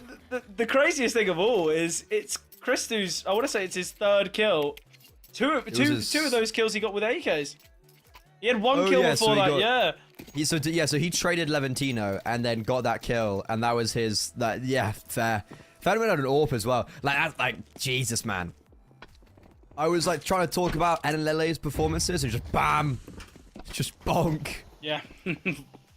Nixon though, he's been bonked on the head already, but he's going to try and take one down before falling. And I say before falling, he's yet to meet the grave. How? Levantine. Oh, how is he still alive? Nixon. Dude. Eventually falls. Nut. TMB trying to find some picks, but Fenneman finding 2. Puts TRtrebuC in the clutch. Nut. Julie's in hand. Shoulder spotted, and Nut with the Julies at range. He wins the 1 versus 2, but also finding one beforehand. And ecstatic, the victory in the pistol will give them that chance back in. It should give them 7. And we're looking at a leveled up game here now, Freddie, with both teams on their preferred side. So an exciting finish to Vertigo we are expecting. Yeah, pistol round with no bomb down for CyberShock is best case scenario for Ecstatic, but that got far too close for comfort. Like, you had all the rotations there, and Nut wins that because he gets a kill straight through the smoke. Like, he killed Fenneman in the beginning of that 1 versus 2, like, just straight through a smoke. So, it's a little bit lucky, but he couldn't clutch in the final round of the half, but he will clutch on the pistol round. And if I had to pick which one's more important, I would say the pistol round. He doesn't allow the bomb to go down, so if you're gonna pick and choose, obviously you'd love to win both of them, but you're gonna pick and choose. I think this is the better case scenario. Yeah, most definitely. It's just the idea of this investment here from CyberShock, and I have to say, we spoke about it in the last, and I'm going to be bringing it up here. I hate the amount of SMGs that they've got in play. I think the fact that Nixon's got 2 kills, if he can go searching for a 3rd and obviously secure it, then maybe we can see an upgrade, we can see an AWP drop to Christu, but I hate the fact that they've got so many MP9s. I think it's just going to make things really costly in the next round because it's going to be 5 AKs against 3 SMGs, a FAMAS, and an M4. Now, another M4. I think it'll be an AWP. I think Nixon could drop an AWP. Yeah, actually, you're right. Or they look to just get out another M4 and they look to play aggressive, but no, they've gone for the AWP. Hopefully for Christu. Christu. Get aggressive. Yeah, can still get aggressive in this round with the MP9s. Like, honestly, Vertigo is probably the one map where, like, you can really get away with the SMGs. Like, you can really claw kills together.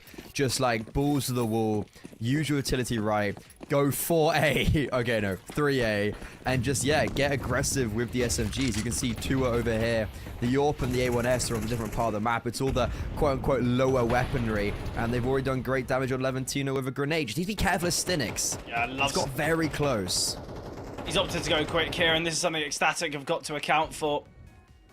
I think the idea of these SMGs can work well, but I think they've lost their kind of timing. I'd love to have seen a kind of an aggressive B pop with 3. Obviously, one person flashing the 2 SMGs in. The boost is a good idea here, and TMB won't spot out anything, and this is the problem. TMB is so shy, so short of being taken down. It's just they account for him, but they're ready for the boost. And we see Stinix finding one, and Lele's trade, though, should be able to retrieve the AK. And this is where they can upgrade these 2 SMGs remaining into 2 rifles, and that could be a big difference maker, but it is going to be Lele and Nixon pushing through the smoke silently. Timing is excellent as Not a Neki jumps. There's still Nixon here waiting in the smoke, and Venom team prepared, but could have that preparation, but it might not matter. Trade for Levantino is excellent, but still a 2-on-2. It's still a round in which Cybershock can be victorious upon. Yeah, I think Cybershock have the advantage here.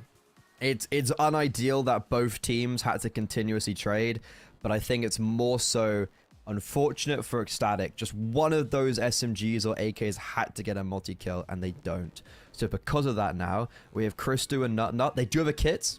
Christu has a kit. He's got a nade and a flash, and it's going to be a retake towards the B-bomb site. Cybershock have already made good space. This nade, if placed correctly, could do a lot of damage onto Lova because he's planting the bomb. But look at Levantino up close. Nut identifies, and as I was mentioning, that grenade has chunked Lovicus down to 43, and Christu, that's exactly how you play a retake. I mean, I wasn't expecting him to get that kill in midair, but to anyone that's there, 2 versus 1, whatever it is, retake, you got an AWP and a rifle, let the AWP go first with his sidearm and just fly around those corners. Yeah, I think the problematic thing there is because we saw the A setup and kind of mid from Nut.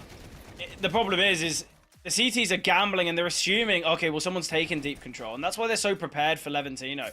I think if Levantino stays towards quad or white box, that round becomes very positive for Cybershock. It's that double-edged sword of wanting to take that aggressive space, wanting to find a lucky pick on someone kind of hiding towards Generator. But the fact that that doesn't come through, Ecstatic, they're going to have to clear that close left corner anyway, because they had no control on B. They have all these unknown entities, so they have to be very careful.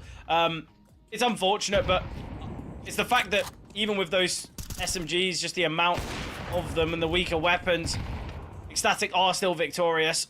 Nice tag there onto Christy, but sadly that's the true valuation of AWP versus Scout.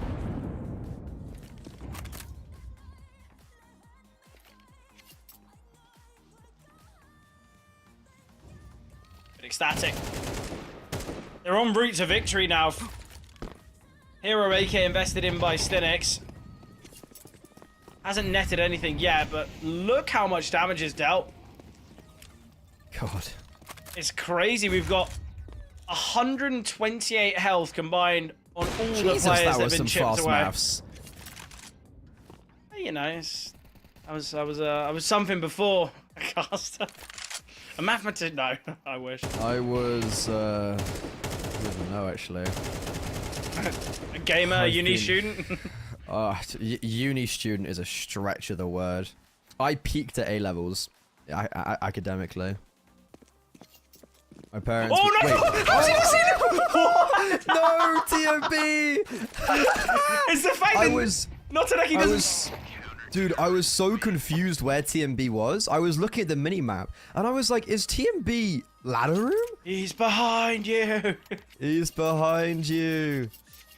Okay, well, TMB fools, but it's all in the name of content. Yeah, a comedic death's always allowed. And look, finances are good for Ecstatic, so who cares? Have some fun, go for a knife kill. Yeah. Were you actually a mathematician before? No, you started I was casting? taking the piss, mate. Don't worry. Oh, okay. I was gonna say, I was like, did you study maths at uni? 'Cause I know you've actually got a degree. Yeah. Not needed. Yeah, I don't know. I called it quits. Oopsies. Save the money. It's not a bad idea. Should have done the same. Oh, this round's going quite poorly, one could say, for Ecstatic. Pretty much led by Phenomen. He gets the opening kill, and from there it just trails off into success. And that's Nixon, his kind of individualism, which we were somewhat praising on the T side. That's what he goes for, a brazen kill to try and even the playing field in a 3 versus 5.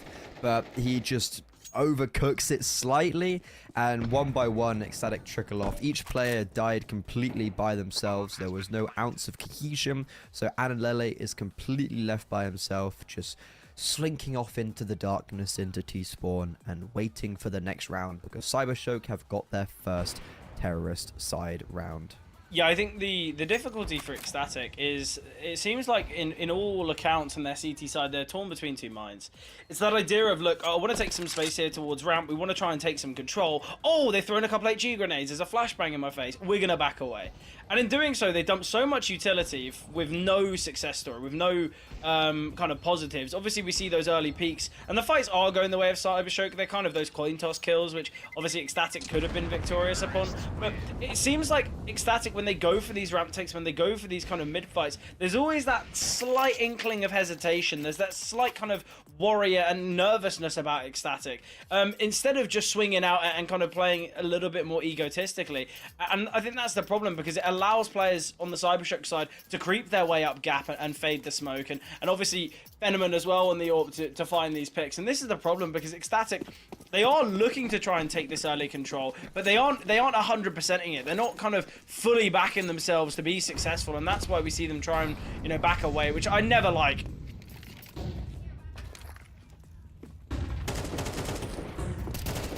Stenix is a huge catalyst for their success. Oh, Christu, you have HEs at your face. An aggressive peek from TMB. Nixon finds as well.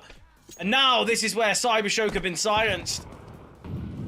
So much focus towards Christu, but the lack of realization of the peak coming through from TMB or Nixon is what gives Ecstatic their advantage.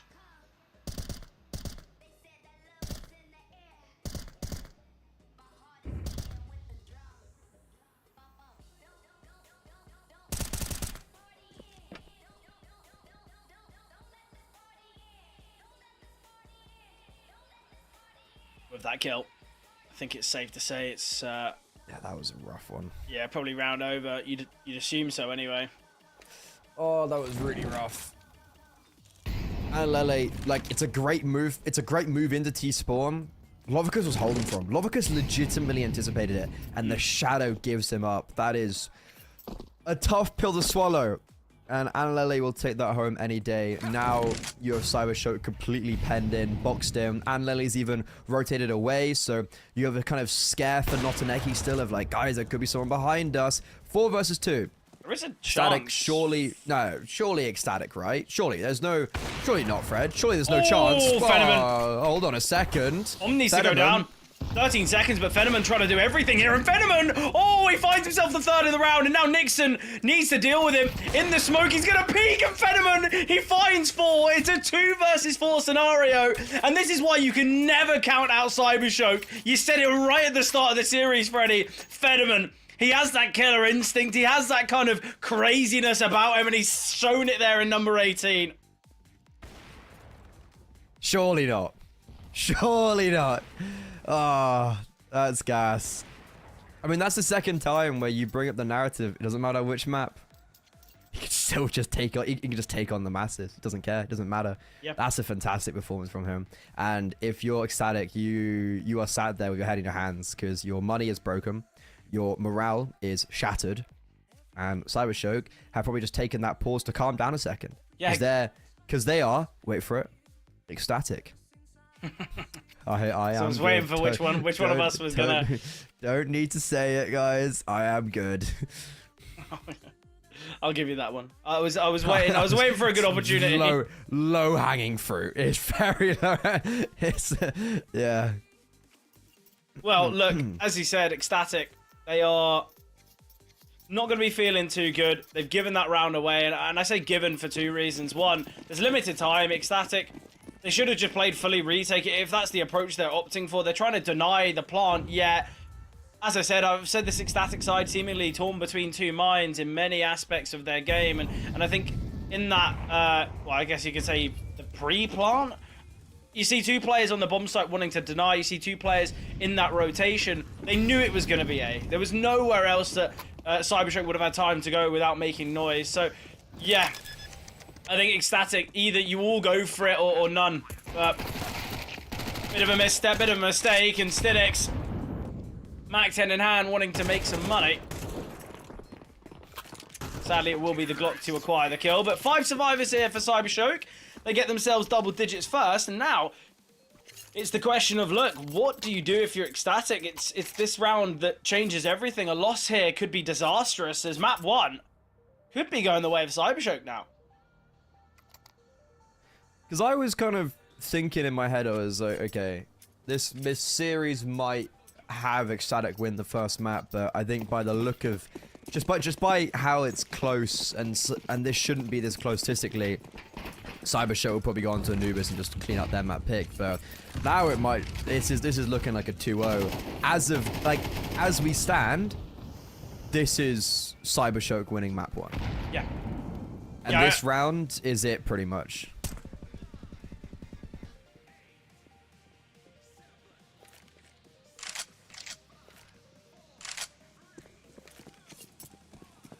Yeah, I think right now as well, you see the success that ecstatic have found, and it's come from Nixon. It's not, you know, the big moments from Te.le. It's not the space taken and chance created from Nut. The AWP of Chris, who's been somewhat silent. I think everyone here, everyone on the side of ecstatic is not really kind of performing to standards that's required in CyberShock. This is what we can expect of them. You give them an inch and they'll take a mile. And this is where I think ecstatic just have to save, but Nut's kill, okay, puts things in question, but if anything, it draws Christu in, and not Aneki, he's hungry for the hunt. He wants to deny any weaponry to be brought across. Oh, great Molotov, Nut through the flames, not falling yet, but look at the hunt from CyberShock. They're on through their own Molo. Just full steam ahead. All guns blazing. Any kill here, like, they could lose both these players, but just one kill is so important. Wow, that is a really clean shot from Nut. Stinix knows he's there. I don't think Stinix knows about Te.le, which is really unfortunate because he's on 11 HP. But CyberShock, that, like, look, even though they don't complete the hunt with getting both of those kills, or either of those kills at the end, they're still 11-9 up, and it's still going to be ecstatic making a very difficult decision. I think the force is the right one. I think they have to. They can't give up 12 to CyberShock. Play for regulation then? Yeah, 100%. And I think not only is it the idea of, look, you know, they're giving it a bit of a risk, but it's also the idea, you pointed out earlier, Freddie, MP9s, they're weapons that can be very versatile here. You know, it's not like a Dust 2 where all the sightlines are kind of massive, and retaking with an MP9 can be so difficult. Vertigo is a map where you have, you know, real possibilities with that MP9. But, yeah, I think, you know, you could see one M4 dropped across from Nut. You could see 2 MP9s dropped from, I believe, Te.le.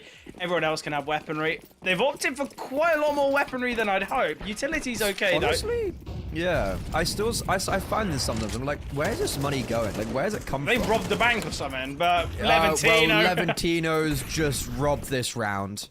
He goes, by the way, Nixon, do you remember when you were being praised so much for those great entries? Well, hold my beer. Yeah. And it is Oktoberfest, after all. And he is German. But still, though, as a snake in the grass, Te.le, he just rockets down ladder and does catch off Fenneman. Still, though, the B bomb site capitulated. Ecstatic had completely rotated away. And look at this from Stinix. He instantly goes up the ladder after Te.le comes back up as well. So Stinix is going to be lurking through mid while his teammates are taking all of this contact over on the B bomb site. And here he comes. Here he initiates. Only good for that first kill, surprisingly enough. But regardless, it's fine. CyberShock still win the round, and they eliminate everybody. Money has now been crushed. Yeah, I think as well for Ecstatic, it's that similar idea of, look, we're going to try and save, we're going to see what we can bring into the last, but it's the question of, look, do we downgrade to MP9s or FAMASs for utility, or do we go for the premium rifles, and they've opted for the latter decision that can pan out nicely, because let's be honest, it's not the utility, it's not kind of the strategy that's netting Cyberstroke so much here. It's just the individuals. It's your Leventinos creeping up ramp and finding too. It's Phenomen's in the clutches. It's not like Cyberstroke are necessarily playing this to perfection. It's just the idea of, look, I'm gonna kill you before you can even spot me. It's that real idea of, this is what Cyberstroke can bring to the table. A lot of damage dealt here to Ecstatic, but a two-man advantage.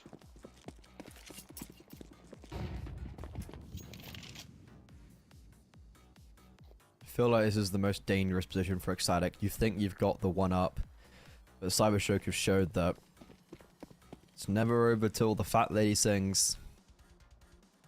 Yeah, exactly. I think it's now the question of Cyberstroke. They've got 3 opportunities at it. They've got decent finances. There'll be investments until the end. But it's this question of, can they do it? Can they upset here on Vertigo? A map that I don't think anyone would have ever predicted Cyberstroke to find.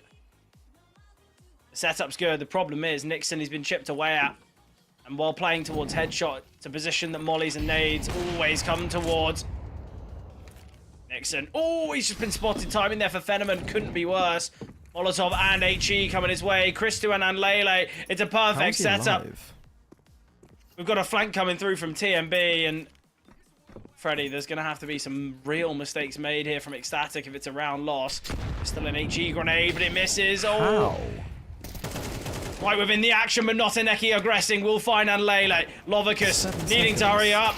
Kills need to be seen. Bomb need to be planted, but TMB's flank, as we mentioned before, it comes through. Ecstatic victorious here. And quite luckily, in fact, Freddy, they do all die before the timer ends. So at least they get that extra 1.4k. It's better than nothing. Nixon is just made out of titanium, apparently. I think he tanked like 3 nades, 3 molos, and like an AWP shot that clipped him.